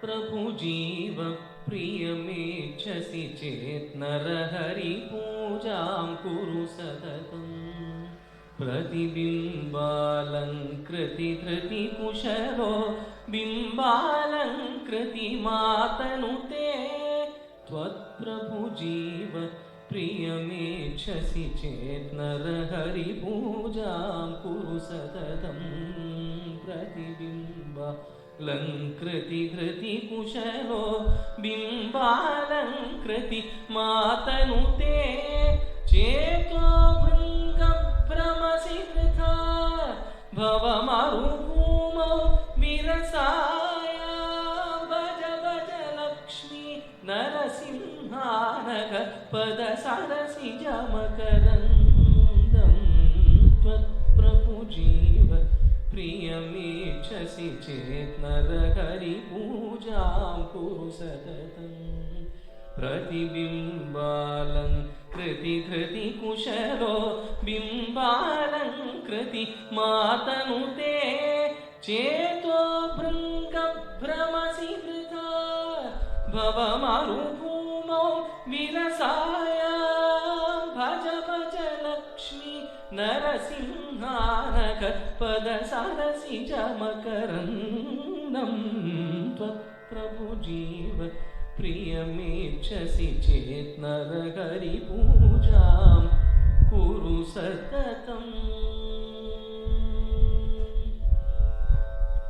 शूक्तौ रजतप्रतिभाजात कटकाद्यर्थसमर्था चेत् दुःखमयी ते संसृतिरेषा निवृत्ति दाने निपुणा स्यात् शूक्तौ रजतप्रतिभाजाता कटकाद्यर्थसमर्था चेत् दुःखमयी ते संसृतिरेषा निवृत्तिदाने निपुणा स्यात् चेतो भृङ्गभ्रमसि वृथा भवमरुभूमौ विरसाय भज भज लक्ष्मी नरसिंहानक पदसरसिजमकरन्दं त्वत्प्रभुजीव प्रियमेच्छसि चेत् नरहरिपूजां कुरु सततम् तव हितमेकं वचनं वक्ष्ये शृणु सुखकामो यदि सततं तव हितमेकं वचनं वक्ष्ये शृणु सुखकामो यदि सततं स्वप्ने दृष्टं सकलं हि मृषा जागृति च स्मरत त्वदिति स्वप्ने दृष्टं सकलं हि मृषा जागृति च स्मरत त्वदिति चेतो भृङ्ग भ्रमसि वृथा भवमरुभूमौ विरसाय भज भज लक्ष्मी नरसिंहानक पदसरसिजमकरन्दं त्वत्प्रभुजीव प्रियमेच्छसि चेत् नरहरिपूजां कुरु सततं प्रतिबिम्बालं कृति कुशलो बिम्बालं कृति मातनुते चेतो भृङ्ग भ्रमसि वृथा भवमरुभूमौ विरसाय भज भज लक्ष्मी नरसिंहानक पदसरसिजमकरन्दं त्वत्प्रभुजीव प्रियमेच्छसि चेत् नरहरिपूजां कुरु सततं नरहरिपूजां कुरु सततं नरहरिपूजां कुरु सततम् ನರಸಿಂಹ ಪಂಚರತ್ನವನ್ನು ಹಾಡಿದಂತಹ ವಿನಯ್ ಶರ್ವಾ ಅವರಿಗೆ ನಮ್ಮ ತಂಡದಿಂದ ಅನಂತ ಧನ್ಯವಾದಗಳು. ಈಗ ಪ್ರಶ್ನೋತ್ತರ ಕಾರ್ಯಕ್ರಮ ಮುಂದುವರಿಯಲಿದೆ. ನಮಸ್ಕಾರ ಡಾಕ್ಟರ್ ಪ್ರಭುಕಡ ಪ್ರಕಾಶ್ ಅವರಿಗೆ. ಇದು ನನ್ನ ಸ್ನೇಹಿತ ಕಳಿಸಿದ ಪ್ರಶ್ನೆ ಹೀಗಿದೆ: ಭಗವಾನ್ ಶಂಕರರ ಮೂಲವಿದ್ಯಾ ನಿರಾಸ ಅಥವಾ ಶ್ರೀ ಶಂಕರ ಹೃದಯಂ ಎಂಬ ತತ್ವವನ್ನು ಸಾಮಾನ್ಯ ಜನರಿಗೆ ಅರ್ಥವಾಗುವಂತೆ ತಿಳಿಸಿಕೊಡಬೇಕೆಂದು ಕೋರುತ್ತೇನೆ. ವಂದನೆಗಳು. ಸತೀಶ್. ಸನ್ಮಾನ್ಯ ಸತೀಶ್, ಮೂಲಾವಿದ್ಯಾ ನಿರಾಸ ಅನ್ನತಕ್ಕಂಥದ್ದನ್ನು ಕುರಿತು ಮಾತನಾಡಿ ಅಂತ ಹೇಳ್ತಾ ಇದ್ದೀರಿ. ಶ್ರೀ ಶ್ರೀ ಶಂಕರ ಭಗವತ್ಪಾದಾಚಾರ್ಯರು ಅಂತಹದೊಂದು ಕೃತಿಯನ್ನು ಬರೆಯಲಿಲ್ಲ. ವಾಸ್ತವವಾಗಿ ಇದನ್ನು ಬರೆದದ್ದು ಹಳೆಯ ನರಸೀಪುರದ ಶ್ರೀ ಶ್ರೀ ಸಚ್ಚಿದಾನಂದೇಂದ್ರ ಸರಸ್ವತಿ ಮಹಾಸ್ವಾಮಿಗಳು. ಮೂಲಾವಿದ್ಯಾ ನಿರಾಸ ಇದು ಬಹಳಷ್ಟು ಘರ್ಷಣೆಗೆ ಕಾರಣವಾಯಿತು. ಮೂಲಾವಿದ್ಯಾ ಅಂದ್ರೇನು, ಭಾಮತಿ ಪ್ರಸ್ಥಾನದವರು ಏನು ಹೇಳಿದ್ದಾರೆ, ಪಂಚಪಾದಿಕಾ ಪ್ರಸ್ಥಾನದವರು ಏನು ಹೇಳಿದ್ದಾರೆ, ನಾನು ಏನು ಹೇಳ್ತಾ ಇದ್ದೀನಿ ಅಂತ ಅವರು ಹೇಳಿದರು. ಅದಕ್ಕೊಂದಷ್ಟು ಖಂಡನ ಮಂಡನಗಳಾಯಿತು. ಹೀಗಾಗಿ ಇದು ತುಂಬ ಘರ್ಷಣೆಗೆ ಈಡಾದಂತಹ ಒಂದು ವಸ್ತು ಮೂಲಾವಿದ್ಯೆ. ಆ ಮೂಲಾವಿದ್ಯೆಯನ್ನು ತಿರಸ್ಕಾರ ಮಾಡ್ತಕ್ಕಂಥ ನನಗನ್ಸುತ್ತೆ ಇದೊಂದೇ ಪ್ರಶ್ನೆಯನ್ನು ತಗೊಂಡು ನಾವು ವಿಸ್ತಾರವಾಗಿ ಮಾತನಾಡಬೇಕು. ಅದ್ವೈತ ಮಹಾಮಂಡಲ ನೆನಪಿನಲ್ಲಿ ಇಟ್ಟುಕೊಂಡು ಈ ಮೂಲಾವಿದ್ಯಾ ನಿರಾಸವನ್ನು ಕುರಿತು ಒಂದು ಪ್ರತ್ಯೇಕ ಉಪನ್ಯಾಸ, ಅಷ್ಟ್ಯಾಕೆ ಮುಂದಿನ ಶಂಕರ ಜಯಂತಿಯಲ್ಲಿ ಇದೇ ವಸ್ತುವನ್ನು ಇಟ್ಟುಕೊಂಡು ವಿಸ್ತಾರವಾಗಿ ಮಾತನಾಡಿದರೆ ಆಯಿತು. ಅಥವಾ ನಾನು ಮಾತಾಡಬೇಕಾದ್ದೇ ಇಲ್ಲ, ಇದಕ್ಕೆ ನನಗಿನ್ನ ಹೆಚ್ಚು ಅಧಿಕೃತವಾಗಿ ಮಾತನಾಡಬಲ್ಲವರು ಈಗಾಗಲೇ ಹೇಳಿದ ಹಾಗೆ KG ಸುಬ್ರಾಯ ಶರ್ಮರು, ಮಹಾಪಂಡಿತರು, ಮಹಾವಿದ್ವಾಂಸರು. ಅವರು ಅದೇ ಶ್ರೀ ಶ್ರೀ ಸಚ್ಚಿದಾನಂದೇಂದ್ರ ಸರಸ್ವತಿ ಮಹಾಸ್ವಾಮಿಗಳ ಅಂತೆವಾಸಿಯಾಗಿದ್ದವರು. ಅವರು ತಮ್ಮ ಎಲ್ಲ ಶಕ್ತಿಯನ್ನು ಸುಬ್ರಾಯ ಶರ್ಮರಲ್ಲಿ ನಿಕ್ಷಿಪ್ತ ಮಾಡಿದ್ದಾರೆ. ನೂರಾರು ಪುಸ್ತಕಗಳನ್ನು ಬರೆದಿದ್ದಾರೆ, ಮಹಾಪಂಡಿತರಾಗಿದ್ದಾರೆ, ತುಂಬ ಆಪ್ತರಾಗಿದ್ದಾರೆ, ಆತ್ಮೀಯರಾಗಿದ್ದಾರೆ, ಸುಹೃದಯರಾಗಿದ್ದಾರೆ, ಅತ್ಯಂತ ಸರಳ ವ್ಯಕ್ತಿಯಾಗಿದ್ದಾರೆ, ಅದ್ವೈತದ ಅಪರಾವತಾರವಾಗಿದ್ದಾರೆ KG ಸುಬ್ಬರಾಯ ಶರ್ಮರು. ಅಂತಹ ಸುಬ್ಬರಾಯ ಶರ್ಮರನ್ನು ಈ ಬಾರಿಯೇ ನಾವು ಕರೆದು ಸನ್ಮಾನ ಮಾಡಬೇಕು ಅಂತ ಇದ್ವಿ. ಆದರೆ ಏನು ಮಾಡೋದು, ಈ ಕರೋನಾ ಕಾರಣದಿಂದಾಗಿ ನಾವು ಅಂದುಕೊಂಡಿದ್ದು ಎಲ್ಲವೂ ಆಗಲಿಲ್ಲ. ನಾನು ಮುಕ್ತಾಯ ಮಾಡ್ತಾ ಇಲ್ಲ, ನೀವು ಕೇಳಿದ ಪ್ರಶ್ನೆಗೆ ಒಂದು ಸ್ಥೂಲವಾದ ಉತ್ತರವನ್ನು ಕೊಟ್ಟು ಬಿಡ್ತೀನಿ. ಮೂಲಾವಿದ್ಯೆ ಅಂದರೆ ಯಾವುದು, ಅದರ ಚರ್ಚೆಗೆ ಹೋಗೋದು ಬೇಡ. ಅವಿದ್ಯೆ ಅಂತ ಅಂದ್ಬಿಡೋಣ. ಅವಿದ್ಯೆ ಅಂದರೆ ಅರ್ಥ ಏನು? ಅವಿದ್ಯೆ ಅಂದರೆ ಅರ್ಥ ಏನಪ್ಪ ಅಂದರೆ, ನಾವು ಯಾವುದನ್ನು ಯಾವುದು ಅಲ್ಲ ಅಂತ ಅಂದುಕೊಂಡು ಬಿಡ್ತೀವೋ ಅದೇ ಅವಿದ್ಯೆ. ಬಹಳ ವಿಸ್ತಾರವಾದ ವಿಷಯ ಅದು. ಒಂದು ಪುಟ್ಟ ಉದಾಹರಣೆಯನ್ನು ನೋಡಿದರೆ ಅವಿದ್ಯೆಗೆ, ಸಂಜೆ ಹೋಗ್ತಾ ಇದ್ದೀನಿ, ಮೊಬ್ಬುಗತ್ತಲಾಗಿಬಿಟ್ಟು ಹಾವು ಅಂತ ಅಂದ್ಕೊಳ್ತೀನಿ, ಹೆದರ್ಕೊಳ್ತೀನಿ. ಆ ವಿದ್ಯೆ ಅಂದರೆ ಹಾವು ಅನ್ನತಕ್ಕಂಥ ಜ್ಞಾನ ನನ್ನನ್ನು ಬೆದರಿಸಿಬಿಟ್ಟಿತು.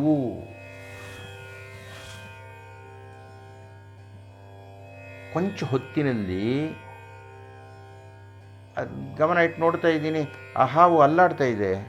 ಏನಪ್ಪ ಇದು? ಸ್ವಲ್ಪ ಹಿಂದಕ್ಕೆ ಹೋದೆ, ಅಲ್ಲೇ ಇದೆ. ದೀಪವನ್ನು ತಂದೆ, ಕೈನಲ್ಲಿ ದೊಣ್ಣೆಯನ್ನು ತಂದೆ. ಆ ದೀಪವನ್ನು ಅದರ ಅಯ್ಯೋ, ಅದು ಹುಲ್ರಿ,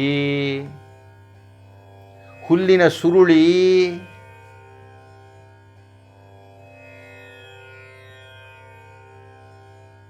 ಹಾವು ಅನ್ನತಕ್ಕಂತಹ ಅಜ್ಞಾನ, ಹಾವು ಅನ್ನತಕ್ಕಂತಹ ಅವಿದ್ಯೆ ನನ್ನನ್ನು ಹೆದರಿಸಿಬಿಟ್ಟು. ಆದರೆ ಬೆಳಕು ಬಿದ್ದ ಮೇಲೆ, ಗುರುವಿನ ಮಾರ್ಗದರ್ಶನ ಅನ್ನತಕ್ಕಂತಹ ದೀಪ ಬಿದ್ದ ಮೇಲೆ ಅದರ ವಿದ್ಯೆ ಗೊತ್ತಾಯಿತು. ಆದರೆ ಅಲ್ಲಿಯ ತನಕ ನನಗೆ ಗೊತ್ತಿದ್ದಿದ್ದು ಅವಿದ್ಯೆ. ಈ ಅವಿದ್ಯೆಯನ್ನು ತಿರಸ್ಕಾರ ಮಾಡಬೇಕು. ಅವಿದ್ಯೆಯನ್ನು ಅಂದರೆ ಆ ಹುಲ್ಲಿನ ಸುರುಳಿ ಹಾವಾಗಿ ಕಂಡಿತಲ್ಲ, ಯಾವುದು ಅಲ್ಲವೋ ಅದು ಹೌದು ಅಂತ ಕಂಡಿತಲ್ಲ, ಅದು ಅವಿದ್ಯೆ. ಆ ಅವಿದ್ಯೆಯನ್ನು ಮೂಲಾವಿದ್ಯಾ ನಿರಾಸ, ಅದನ್ನು ಬಿಡಬೇಕು, ಅದನ್ನು ತಿರಸ್ಕಾರ ಮಾಡಬೇಕು. ಇದು ಉದಾಹರಣೆ. ಅದು ನಿಜವಾದ ಯಾವುದು? ಭಗವತ್ಪಾದರು ವಿವೇಕ ಚೂಡಾಮಣಿಯಲ್ಲಿ, ಏನಯ್ಯ ನೀನೊಬ್ಬ ಅಭ್ಯರ್ಥಿಯಾಗಿದ್ದರೆ, ನೀನು ಅದ್ವೈತವನ್ನು ಅಧ್ಯಯನ ಮಾಡಬೇಕಾಗಿದ್ದರೆ ನಿನಗಿರಬೇಕಾಗಿರತಕ್ಕಂಥ ಮೊದಲನೆಯ ಅರ್ಹತೆ ಏನು? ಆದೌ ನಿತ್ಯಾನಿತ್ಯ ವಸ್ತು ವಿವೇಕ ಪರಿಗಣ್ಯತೆ. ನನಗೆ ಯಾವುದು ಸತ್ಯ, ಯಾವುದು ಅಸತ್ಯ ಅನ್ನತಕ್ಕಂಥದ್ದು ಗೊತ್ತಾಗಬೇಕ, ಮೊಟ್ಟ ಮೊದಲನೇ ಅರ್ಹತೆ. ಸತ್ಯ ಯಾವುದ್ರೀ? ಇಂದಿನ ಉಪನ್ಯಾಸದ ಪ್ರಾರಂಭದಿಂದಲೂ ಮೊಟ್ಟ ಮೊದಲನೇ ಪ್ರಶ್ನೆಯಿಂದಲೂ ನಾವು ಚರ್ಚೆ ಮಾಡ್ಕೊಂಡು ಬಂದುಬಿಟ್ಟಿದ್ದೇವೆ. ಯಾವುದು ಸತ್ಯ? ನಾನು ಅನ್ನತಕ್ಕಂಥ ಸತ್ಯ ಯಾವುದು ಅಂದರೆ ಬ್ರಹ್ಮನ್, ಅದು ಬಿಟ್ಟರೆ ಇನ್ನೆಲ್ಲವೂ ಮಿಥ್ಯೆ. ಹೀಗಾಗಿ ನಾನು ಜೀವನ ಅಂದರೆ ಏನು, ಬದುಕು ಅಂದರೆ ಏನು, ನಾನು ಅಂದರೆ ಏನು, ನನ್ನ ಸುತ್ತಮುತ್ತಲ ವಾತಾವರಣ ಅಂದರೆ ಏನು, ಅಸಲು ಯಾಕಾಗಿ ಬದುಕಿದ್ದೇನೆ, ಯಾವುದ್ರ ಜೊತೆಗೆ ಸಂಪರ್ಕವನ್ನು ಇಟ್ಟುಕೊಳ್ತಾ ಇದ್ದೇನೆ, ಇವುಗಳನ್ನು ಚಿಂತನೆ ಮಾಡಿದಾಗ ನಾನು ಯಾವುದರ ಸಂಪರ್ಕವನ್ನು ಹೊರಗಡೆ ಇಟ್ಟುಕೊಳ್ತಾ ಇದ್ದೇನೋ ಅದೆಲ್ಲವೂ ಅವಿದ್ಯೆ. ನನ್ನ ಹೆಸರಿನಿಂದ ಆರಂಭವಾಗಿ ನನ್ನ ಪದವಿಯಿಂದ ಮುಂದುವರೆದು ನನ್ನ ಸಂಸಾರವಾಗಿ, ಸಂತಾನವಾಗಿ, ಆಸ್ತಿಯಾಗಿ, ಹಣವಾಗಿ ಎಲ್ಲವೂ ಇದೆಲ್ಲ ಬಾಹ್ಯಮುಖವಾಗಿರತಕ್ಕಂತಹ ನಡಿಗೆ.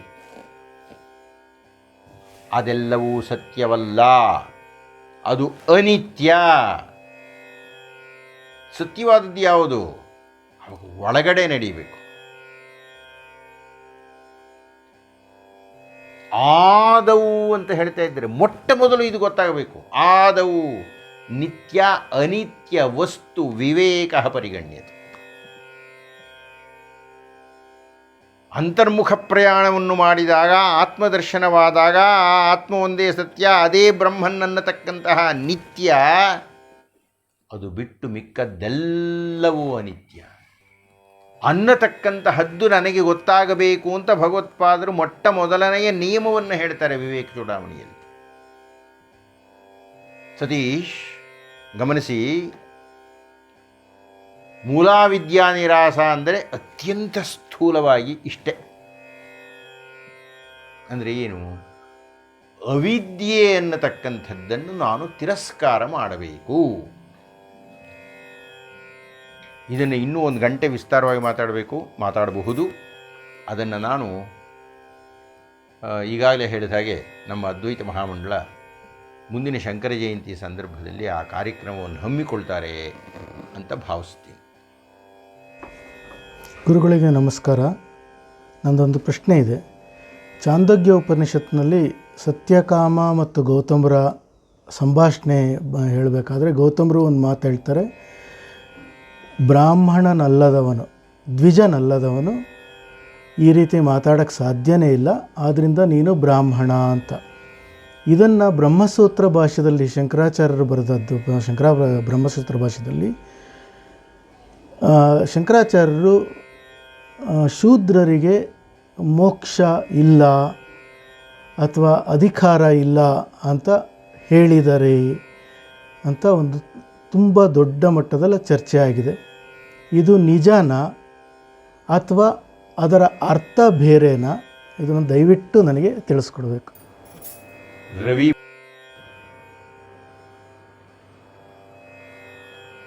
ಒಂದು ಉಪನಿಷತ್ತು, ಇನ್ನೊಂದು ಬ್ರಹ್ಮಸೂತ್ರ ಭಾಷ್ಯ. ನನಗೆ ಗೊತ್ತಾಗ್ತಾ ಇಲ್ಲ ನೀವು ಅದು ಯಾಕೆ ಎರಡಕ್ಕೂ ಸಂಬಂಧವನ್ನು ಏರ್ಪಡಿಸ್ತಾ ಇದ್ದೀರಿ ಅಂತ. ಛಾಂದೋಗ್ಯ ಉಪನಿಷತ್ತಿನಲ್ಲಿ ಬರತಕ್ಕಂತಹ ಸಂದರ್ಭ, ಜಾಜಲಿ ಎನ್ನತಕ್ಕಂಥ ಒಬ್ಬ ಆಕೆಗೆ ಹುಟ್ಟಿದಂತಹ ಮಗ ವಿದ್ಯೆಯನ್ನು ಕಲಿಬೇಕು ಅಂತ ಹೇಳ್ತಾನೆ. ಋಷಿಗಳ ಹತ್ತಿರ ವಿದ್ಯೆಯನ್ನು ಕಲಿಯಲಿಕ್ಕೆ ಹೋದಾಗ ನಿಮ್ಮಪ್ಪ ಯಾರಪ್ಪ ಅಂತ ಕೇಳುತ್ತೆ. ಗೊತ್ತಿಲ್ಲ. ತಾಯಿಯನ್ನು ಬಂದು ಕೇಳಿದೆ.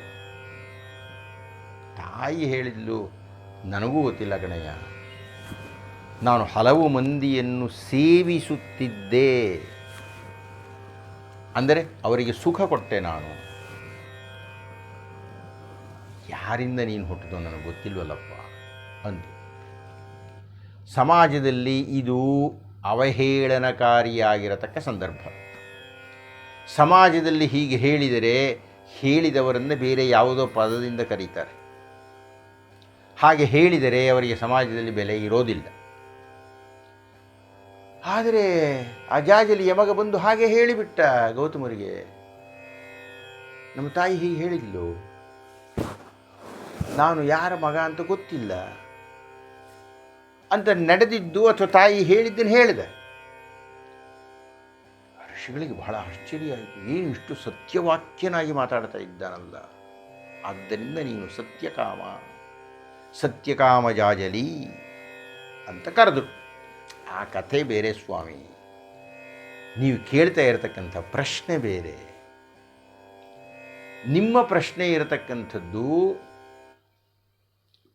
ಬ್ರಹ್ಮಸೂತ್ರಗಳಲ್ಲಿ ಬಂದಿರತಕ್ಕಂತಹ ಅಪಶೂದ್ರಾಧಿಕರಣಕ್ಕೆ ಸಂಬಂಧಪಟ್ಟಿದ್ದು. ಅಲ್ಲಿ ಭಗವತ್ಪಾದರು ಶೂದ್ರರಿಗೆ ಮೋಕ್ಷಕ್ಕೆ ಅರ್ಹತೆ ಇಲ್ಲ, ಅವರಿಗೆ ಅಧಿಕಾರ ಇಲ್ಲ ಅಂತ ಹೇಳಿಬಿಟ್ಟಿದ್ದಾರೆ ಅಂತ ದೊಡ್ಡ ಗಲಾಟೆ ನಡೀತು, ಬಹಳಷ್ಟು ಚರ್ಚೆ ನಡೀತು. ಹೌದಾ, ಹಾಗೆ ಹೇಳಿದ್ದಾರೆಯೋ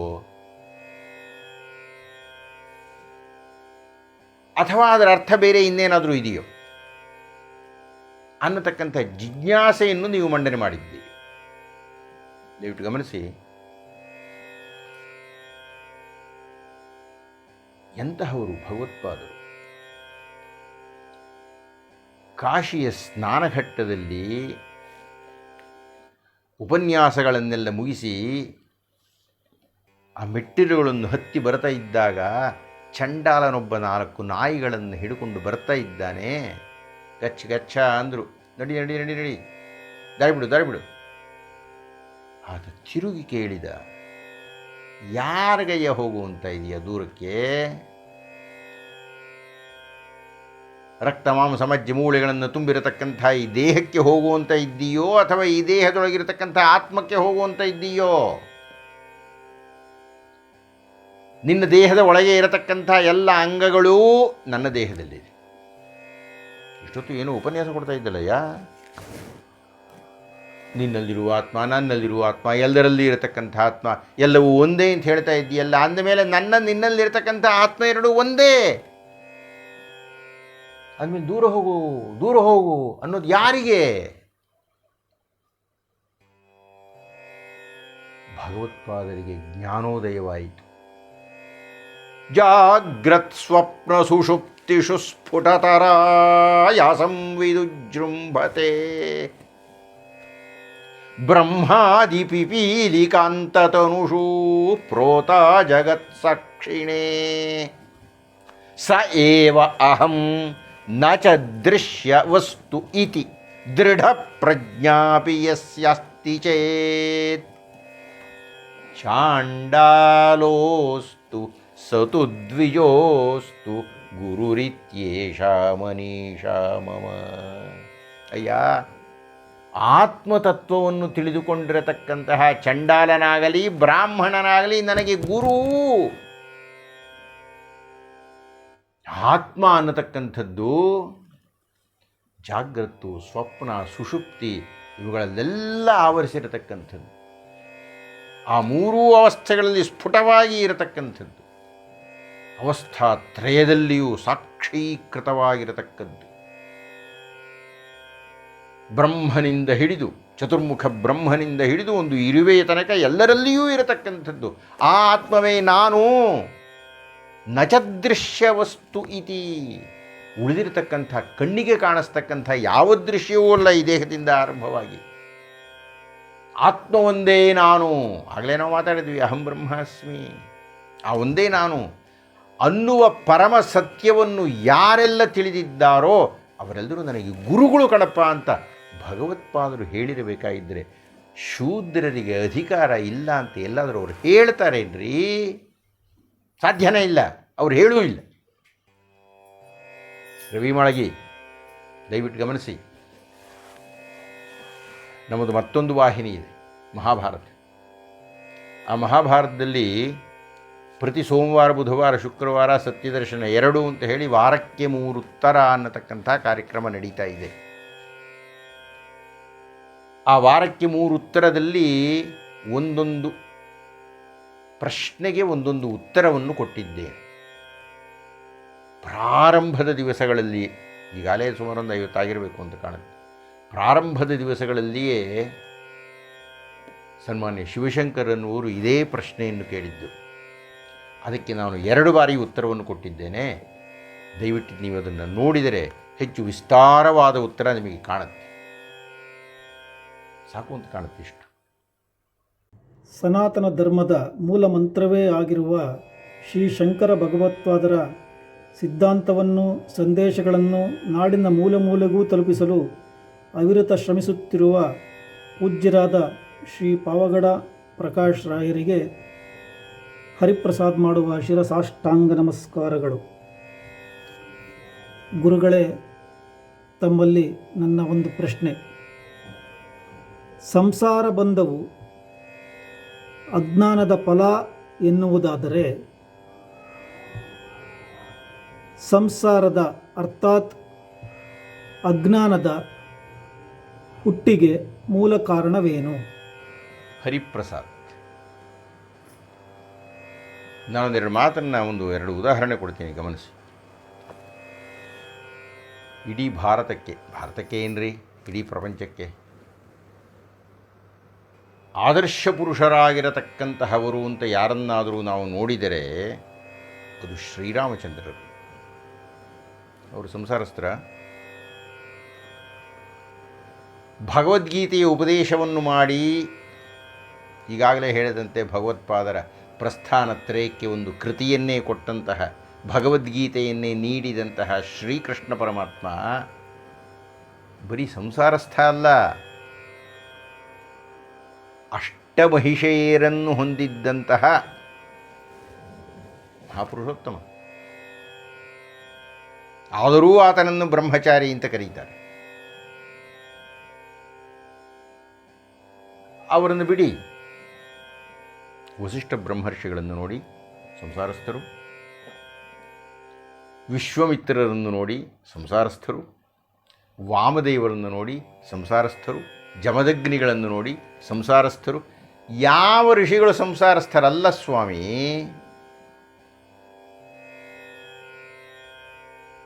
ವಿವಾಹವೇ ಬೇಡ ಬೇಡ ಬೇಡ ಬೇಡ ಅಂತ ಹೇಳಿದಂಥ ವ್ಯಾಸ ಮಹರ್ಷಿಗಳೇ ದೈವಭಾಗವತದಲ್ಲಿ ನೀವು ನೋಡಬೇಕು, ಘೃತಾಚಿಯನ್ನು ಬಯಸಿದವರು, ಶುಕ ಮಹರ್ಷಿಗಳಿಗೆ ತಂದೆಯಾದವರು ಯಾರು ಅಂದರೆ ನಮ್ಮ ಗತ ಸಂಸ್ಕೃತಿ ಎಲ್ಲ ಸಂಸಾರದಲ್ಲಿಯೇ ಮೆರೆದಿದೆ. ಸಂಸಾರವನ್ನು ನಮ್ಮ ಜೀವನದ ಅವಿಭಾಜ್ಯ ಅಂಗ ಅಂತ ಕರೆದಿದೆ. ಆ ಸಂಸಾರದಿಂದಲೇ ಸಾಂಸ್ಕೃತಿಕ ಪುನರುತ್ಥಾನವಾಗಿದೆ. ಆ ಸಂಸಾರದ ಫಲವಾಗಿಯೇ ಸಂತಾನ ಉಗಮಿಸಿ ದೇಶದ ಸದಸ್ಯರಾಗಿ ದೇಶವನ್ನು ಕಟ್ಟುವ ಕಾರ್ಯಕ್ಕೆ ಇಂಬು ಕೊಟ್ಟು ಬಿಟ್ಟಿದ್ದಾರೆ. ಅಂದಮೇಲೆ ಸಂಸಾರವನ್ನು ನೀವು ಅಲಕ್ಷ್ಯ ಮಾಡುವಂತೆಯೇ ಇಲ್ಲ. ಈಗ ನಿಮ್ಮ ಪ್ರಶ್ನೆಗೆ ಬರೋಣ. ನೀವು ಹೇಳ್ತಾ ಇರೋದು ಸರಿ, ಅಲ್ಲಿ ಒಂದು ಪದಪ್ರಯೋಗ ಮಾಡಿದ್ದೀರಿ, ಸಂಸಾರ ಬಂಧನ ಹಾಗೂ ಅಜ್ಞಾನ. ಸಂಸಾರ ಬಂಧವೇ ಅಜ್ಞಾನಕ್ಕೆ ಕಾರಣವೋ, ಅಜ್ಞಾನದಿಂದಲೇ ಸಂಸಾರ ಬಂಧನವಾಗುತ್ತದೆಯೋ ಅನ್ನೋದು ಎರಡೂ ಪರಸ್ಪರ ಒಂದಕ್ಕೊಂದು ಮಿಲನವಾಗಿರತಕ್ಕಂಥ ಪ್ರಶ್ನೆ. ನಿಜ, ಸಂಸಾರ ಬೇರೆ, ಸಂಸಾರ ಬಂಧನ ಬೇರೆ. ವ್ಯತ್ಯಾಸ ಬಹಳ ಸರಳ. ಸಂಸಾರ ಇರತಕ್ಕದ್ದು ಸುಖಿಸಲಿಕ್ಕೆ, ಸಂಸಾರ ಇರತಕ್ಕಂಥದ್ದು ಯಜ್ಞ ಕಾರ್ಯಕ್ಕೆ, ಸಂಸಾರ ಇರತಕ್ಕಂಥದ್ದು ದೇಶದ ಕಟ್ಟಡಕ್ಕೆ ಇಟ್ಟಿಗೆಯಾಗುವ ಒಬ್ಬ ಮಗನನ್ನು ಮಗಳನ್ನು ಕೊಡಲಿಕ್ಕೆ. ಆದರೆ ನೀವು ಸಂಸಾರವನ್ನು ಅಂಟಿಸಿಕೊಂಡು ಬಿಟ್ಟರೆ, ದಯವಿಟ್ಟು ಗಮನಿಸಿ, ಶ್ರೀ ಶ್ರೀ ಶಂಕರ ಭಗವತ್ಪಾದಾಚಾರ್ಯರಿಗೂ ಅವ್ರಿಗೊಬ್ಬ ತಂದೆ ತಾಯಿ ಇದ್ದಾರಲ್ಲ, ಆಯಿತು. ಶ್ರೀ ಶ್ರೀ ಶಂಕರ ಭಗವತ್ಪಾದರ ವ್ಯಕ್ತಿತ್ವವನ್ನೇ ನೋಡಿದರೆ ಅವರು ಇಡೀ ಲೋಕವನ್ನೇ ಸಂಸಾರ ಅಂತ ಕಟ್ಕೊಂಡವರಲ್ಲೇನ್ರಿ? ಇಲ್ಲದಿರ ಅವ್ರು ಯಾಕೆ ಅಷ್ಟು ಕಷ್ಟಪಟ್ಕೊಂಡು ಇಡೀ ಭಾರತನ ಸುತ್ತಬೇಕಾಯಿತು, ಮಠಗಳನ್ನ ಕಟ್ಟಬೇಕಾಯಿತು, ಶಿಷ್ಯನ ಸಂಪಾದನೆ ಮಾಡಬೇಕಾಯಿತು, ಕೃತಿಗಳನ್ನು ರಚನೆ ಮಾಡಬೇಕಾಯಿತು, ಅವ್ರ ಪಾಡಿಗೆ ಅವರು ಮೂಗು ಹಿಡ್ಕೊಂಡು ಕೂತ್ಕೋಬೇಕಾಯಿತು? ಇಲ್ಲ ಇಲ್ಲ ಇಲ್ಲ, ಅವರು ಸಂಸಾರವನ್ನು ಕಟ್ಟಿಕೊಂಡ್ರು. ಆದರೆ ಸಂಸಾರದ ಬಂಧನಕ್ಕೆ ಬೀಳಲಿಲ್ಲ. ಶೃಂಗಗಿರಿಯಲ್ಲಿ ಮಠವನ್ನು ಸ್ಥಾಪನೆ ಮಾಡಿದರು, ಸುರೇಶ್ವರಾಚಾರ್ಯರಿಗೆ ಬಿಟ್ಟು ಕೊಟ್ಟರು, ಅವರು ಇಟ್ಟುಕೊಂಡಿದ್ದೇನೂ ಇಲ್ಲ. ಆದ್ದರಿಂದ ಹರಿಪ್ರಸಾದ್, ಗಮನ ಇಟ್ಟು ನೋಡಿ, ಸಂಸಾರ ಬೇರೆ, ಸಂಸಾರ ಬಂಧನ ಬೇರೆ. ಮಡದಿಯನ್ನು ಪ್ರೀತಿಸುವುದೋ ಪ್ರೇಮಿಸುವುದೋ ಬೇರೆ, ಮಡದಿಗೆ ಮೋಹಿತರಾಗಿ ಆಕೆಗೆ ದಾಸರಾಗಿ ಬಿಡುವುದು ಬೇರೆ. ಮಕ್ಕಳನ್ನು ಬಯಸುವುದು ಬೇರೆ, ಮಕ್ಕಳನ್ನು ಪ್ರೇಮಿಸುವುದು ಬೇರೆ. ಆದರೆ ಆ ಮಕ್ಕಳನ್ನು ಅಂಟಿಕೊಂಡು, ಓ ಆ ಮಕ್ಕಳು ನನಗೇನೋ ಮಾಡಬೇಕು, ಅವರು ಮಾಡದೇ ಇದ್ದರೆ ನನಗೆ ಸಮಾಧಾನ ಇಲ್ಲ, ಸುಖ ಇಲ್ಲ ಅನ್ನತಕ್ಕಂಥದ್ದು ಬಂಧನ. ಆಸ್ತಿಯನ್ನು ಮಾಡಬೇಕು, ಅದರಿಂದ ಸುಖ ಪಡಬೇಕು. ಅಕಸ್ಮಾತ್ ಯಾವುದೋ ಕಾರಣದಿಂದ ಆಸ್ತಿ ಹೋಯ್ತು, ಹೋಯ್ತು ಬಿಡಯ್ಯ ಅನ್ನಬೇಕು. ಎಲ್ಲದಕ್ಕಿಂತ ಮುಖ್ಯವಾಗಿ ನಾವು ಅತ್ಯಂತ ಪ್ರೀತಿಸ್ತಕ್ಕಂಥದ್ದು ಯಾವುದು? ಎಲ್ಲದಕ್ಕಿಂತ ಮುಖ್ಯವಾಗಿ ಪ್ರತಿಯೊಬ್ಬ ಮನುಷ್ಯನು ಅತ್ಯಂತ ಪ್ರೇಮಿಸತಕ್ಕದ್ದು ಯಾವುದು? ಬೃಹದಾರಣ್ಯಕೋಪನಿಷತ್ತಿನಲ್ಲಿ ಚಿಂತನೆ ನಡೆಯುತ್ತೆ. ಹೆಂಡತಿಯ, ಮಕ್ಕಳ, ಆಸ್ತಿಯ, ಯಾವುದು ಅಲ್ಲ.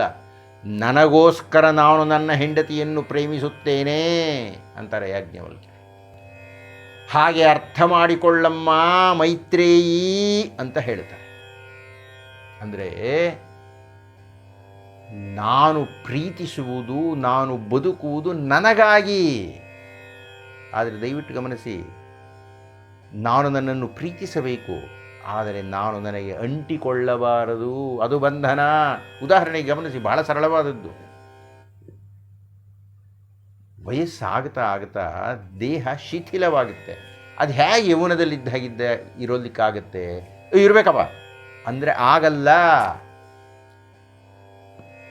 ಹಲ್ಲು ಬಿದ್ದೋಯ್ತು, ಹಲ್ಲು ಕಟ್ಸ್ಕೊಂಡ್ಬಿಡ್ತೀನಿ. ಕೂದಲಿನ ಬಣ್ಣ ಹೋಯಿತು, ಕಪ್ಪು ಹಾಕ್ಕೊಂಡು ಬಿಡ್ತೀನಿ. ಚರ್ಮ ಸುಕ್ಕು ಬಿದ್ದರೆ ಏನು ಮಾಡ್ತೀರಿ? ಉಸಿರಾಡೋದು ಹೆಚ್ಚು ಕಮ್ಮಿ ಆದರೆ ಏನು ಮಾಡ್ತೀರಿ? ಸೊಂಟ ಬಗ್ಗಿ ಹೋದರೆ ಏನು ಮಾಡ್ತೀರಿ? ಅಂದರೆ ನಾನು ನನ್ನನ್ನು ಅತ್ಯಂತ ಪ್ರೇಮಿಸುವ ದೇಹ ಬಂಧನಕ್ಕೆ ಒಳಗಾಗಬಾರದು. ಅದನ್ನು ಬಿಡ್ಲಿಕ್ಕೆ ಸಿದ್ಧ ಇರಬೇಕು. ಅದು ಸಂಸಾರ ಬಂಧನ ಅನ್ನತಕ್ಕಂಥದ್ದು. ಆ ಬಂಧನದಿಂದಾಗಿ ಅಜ್ಞಾನ ಹುಟ್ಟುತ್ತೆ, ಅಥವಾ ಈ ರೀತಿಯ ಅಜ್ಞಾನ ಇದ್ದರೆ ಆ ಬಂಧನ ಏರ್ಪಡುತ್ತೆ, ಅದು ದುಃಖಕ್ಕೆ ಮೂಲವಾಗುತ್ತೆ. ಆದ್ದರಿಂದ ಮನೀಷಿಗಳೆಲ್ಲ ಹೇಳಿದರು, ಭಗವತ್ಪಾದರು ಹೇಳಿದರು, ಈ ಬಂಧನವನ್ನು ಬಿಡಬೇಕು. ಅದಕ್ಕೆ ಅವರು ಭಜಗೋವಿಂದ ಸ್ತೋತ್ರದಲ್ಲಿ ಆರಂಭ ಮಾಡಿದ್ದು, ಗೋವಿಂದಂ ಭಜ ಗೋವಿಂದಂ ಭಜ ಗೋವಿಂದಂ ಭಜ ಮೂಢಮತೆ. ಏನು? ಸಂಪ್ರಾಪ್ತೆ ಸನ್ನಿಹಿತೆ ಕಾಲೇ ನಹಿ ನಹಿ ರಕ್ಷತಿ ಢಕೃಂಕರಣೆ ಅನ್ನತಕ್ಕಂಥ ಒಂದು ಸೂತ್ರದಲ್ಲಿ ಇಡೀ ನಮ್ಮ ಜೀವನವನ್ನೇ ಹೇಳಿದೆ. ಅದರಿಂದ ಹರಿಪ್ರಸಾದ್, ನೀವು ಕೇಳಿದ ಪ್ರಶ್ನೆ ಸರಿಯಾಗಿದೆ.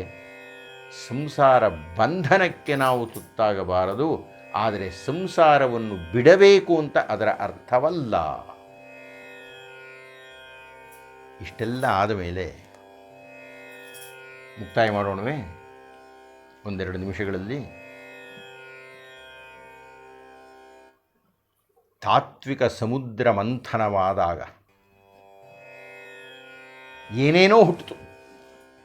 ಸಾಂಖ್ಯ ಹುಟ್ಟಿತು, ವೈಶೇಷಿಕ ಹುಟ್ಟಿತು, ಯೋಗ ಹುಟ್ಟಿತು, ಪೂರ್ವಮೀಮಾಂಸೆ ಹುಟ್ಟಿತು, ನ್ಯಾಯ ಹುಟ್ಟಿತು.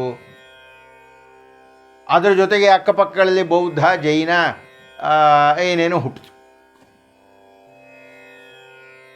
ಆ ತಾತ್ವಿಕ ಸಮುದ್ರ ಮಂಥನದಲ್ಲಿ ಕೊನೆಗೆ ಬಂದಂತಹ ಅಮೃತ ಅದ್ವೈತ. ಆ ಅದ್ವೈತ ಸುಧೆಯನ್ನು ನಮಗೆ ಕೊಟ್ಟು ನಮ್ಮನ್ನೆಲ್ಲ ಧನ್ಯರನ್ನಾಗಿ ಮಾಡಿದಂತಹವರು ಶ್ರೀ ಶ್ರೀ ಶಂಕರ ಭಗವತ್ಪಾದಾಚಾರ್ಯರು. ಅಂತಹ ಮನೀಷಿ, ಅಂತಹ ಮಹಾಮಹಿಮರು, ಅಂತಹ ಮುನಿ ಮುಖ್ಯರು, ಅಂತಹ ಪರಿವ್ರಾಜಕರು, ಅಂತಹ ಸರ್ವಸಂಗ ಪರಿತ್ಯಾಗಿಗಳು, ಅಂತಹ ಅತ್ಯಂತ ಬಾಲ್ಯದಲ್ಲಿಯೇ ಸ್ತುತಿಗಳನ್ನು ಆರಂಭ ಮಾಡಿದಂತಹವರು ಪರಮೇಶ್ವರನ ಅಪರಾವತಾರವಾಗಿದ್ದಂತಹವರು ಶ್ರೀ ಶ್ರೀ ಶಂಕರ ಭಗವತ್ಪಾದಾಚಾರ್ಯರು. ಅವರು ಹುಟ್ಟಿದ ವೈಶಾಖ ಶುದ್ಧ ಪಂಚಮಿಯ ದಿವಸ ಅವರನ್ನು ನೆನಪಿಸಿಕೊಳ್ಳಲಿಕ್ಕಾಗಿ ಮತ್ತೊಮ್ಮೆ ನಮ್ಮ ಮೇಲೆಲ್ಲ ಪ್ರಭಾವ ಬೀರಿದ್ದಾರೆ. ಅದ್ವೈತಿಗಳೆಲ್ಲ ಅವರನ್ನು ಅನುಸಂಧಾನ ಮಾಡಿ ಕೃತಕೃತ್ಯರಾಗಬೇಕು ಅಂತ ನಾನು ಭಾವಿಸ್ತಾ ಇದ್ದೇನೆ. ನಮ್ಮ ಅದ್ವೈತ ಮಹಾಮಂಡಲದ ಸದಸ್ಯರೆಲ್ಲ ಮುಂದಿನ ಜಯಂತಿಯ ದಿವಸ ವಿಜೃಂಭಣೆಯಿಂದ ಈ ಜಯಂತಿಯನ್ನು ಆಚರಿಸಲಿ, ಅದಕ್ಕೆ ಬಹುಮಂದಿ ತಾವು ಭಾಗಸ್ಥರಾಗಲಿ ಅಂತ ಹೇಳ್ತಾ ಇಂದಿನ ಈ ಪ್ರಶ್ನೋತ್ತರ ಕಾರ್ಯಕ್ರಮವನ್ನು ಮುಗಿಸ್ತಾ ಇದ್ದೇನೆ. ನಿಮಗೆಲ್ಲ ನಮಸ್ಕಾರ.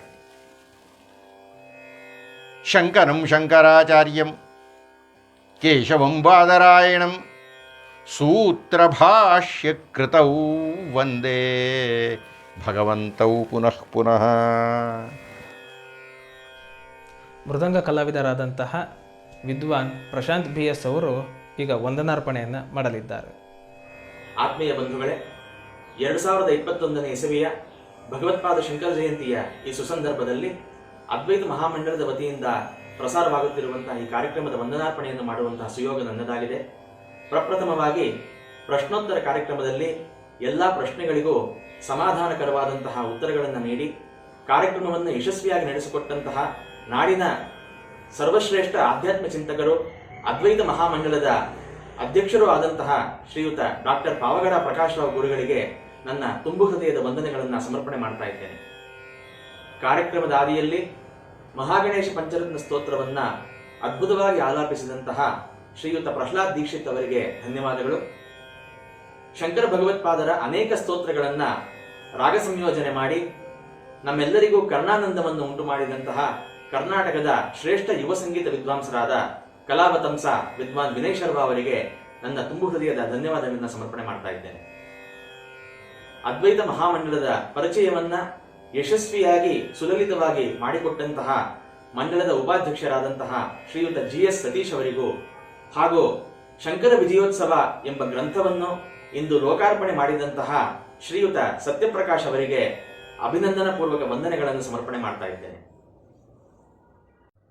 ಪ್ರಶ್ನೋತ್ತರ ಕಾರ್ಯಕ್ರಮದಲ್ಲಿ ರಸವತ್ತಾದಂತಹ ಪ್ರಶ್ನೆಗಳನ್ನು ಕೇಳಿ ಕಾರ್ಯಕ್ರಮದ ಮೆರುಗು ಹೆಚ್ಚಿಸಿದಂತಹ ಮಹಾಮಂಡಲದ ಖಜಾಂಚಿಗಳಾದಂತಹ ಶ್ರೀ ಹರಿಪ್ರಸಾದ್ ಅವರಿಗೂ, ಸದಸ್ಯರಾದಂತಹ ಶ್ರೀ ರವಿ ಮಾಗಡಿಯವರು, ಶ್ರೀ ಆಕಾಶ್ ದೀಕ್ಷಿತ್ ಅವರು, ಶ್ರೀ ನಿತಿನ್ ಕಣಕಟ್ಟೆ ಅವರು ಹಾಗೂ ಶ್ರೀ ಸೌರಭ್ ಋಗ್ವೇದಿ ಅವರಿಗೆ ನನ್ನ ಧನ್ಯವಾದಗಳನ್ನು ಸಮರ್ಪಣೆ ಮಾಡ್ತಾ ಇದ್ದೇನೆ. ಕಾರ್ಯಕ್ರಮದ ಆದಿಯಲ್ಲಿ ಸ್ವಾಗತ ಭಾಷಣವನ್ನು ಕೋರಿ ಎಲ್ಲಾ ದೃಶ್ಯಾವಳಿಗಳನ್ನ ಸಂಗ್ರಹಿಸಿ ತಾಂತ್ರಿಕ ಕೆಲಸವನ್ನ ಅತ್ಯುತ್ತಮವಾಗಿ ಮಾಡಿರುವಂತಹ ಅದ್ವೈತ ಮಹಾಮಂಡಲದ ಕಾರ್ಯದರ್ಶಿಗಳಾದಂತಹ ಶ್ರೀಕಾಂತ್ ಋಗ್ವೇದಿಯವರಿಗೆ ತುಂಬು ಹೃದಯದ ಧನ್ಯವಾದಗಳು. ಕಾರ್ಯಕ್ರಮವನ್ನ ಯಶಸ್ವಿಯಾಗಿ ನಿರೂಪಿಸಿದಂತಹ ಮಹಾಮಂಡಲದ ಸಂಘಟನಾ ಕಾರ್ಯದರ್ಶಿಯಾದಂತಹ ಶ್ರೀ ಶ್ರೀನಾಥ್ ಋಗ್ವೇದಿಯವರಿಗೂ ಸಹ ತುಂಬು ಹೃದಯದ ಧನ್ಯವಾದಗಳನ್ನು ಸಮರ್ಪಣೆ ಮಾಡ್ತಾ ಇದ್ದೇನೆ. ಈ ಕಾರ್ಯಕ್ರಮಕ್ಕೆ ಪ್ರತ್ಯಕ್ಷವಾಗಿ ಪರೋಕ್ಷವಾಗಿ ಯಾರ್ಯಾರು ಕಾರಣೀಭೂತರಾಗಿದ್ದಾರೋ ಅವರೆಲ್ಲರಿಗೂ ಸಹ ವಂದನೆಗಳನ್ನು ಸಮರ್ಪಣೆ ಮಾಡ್ತಾ ಇದ್ದೇನೆ.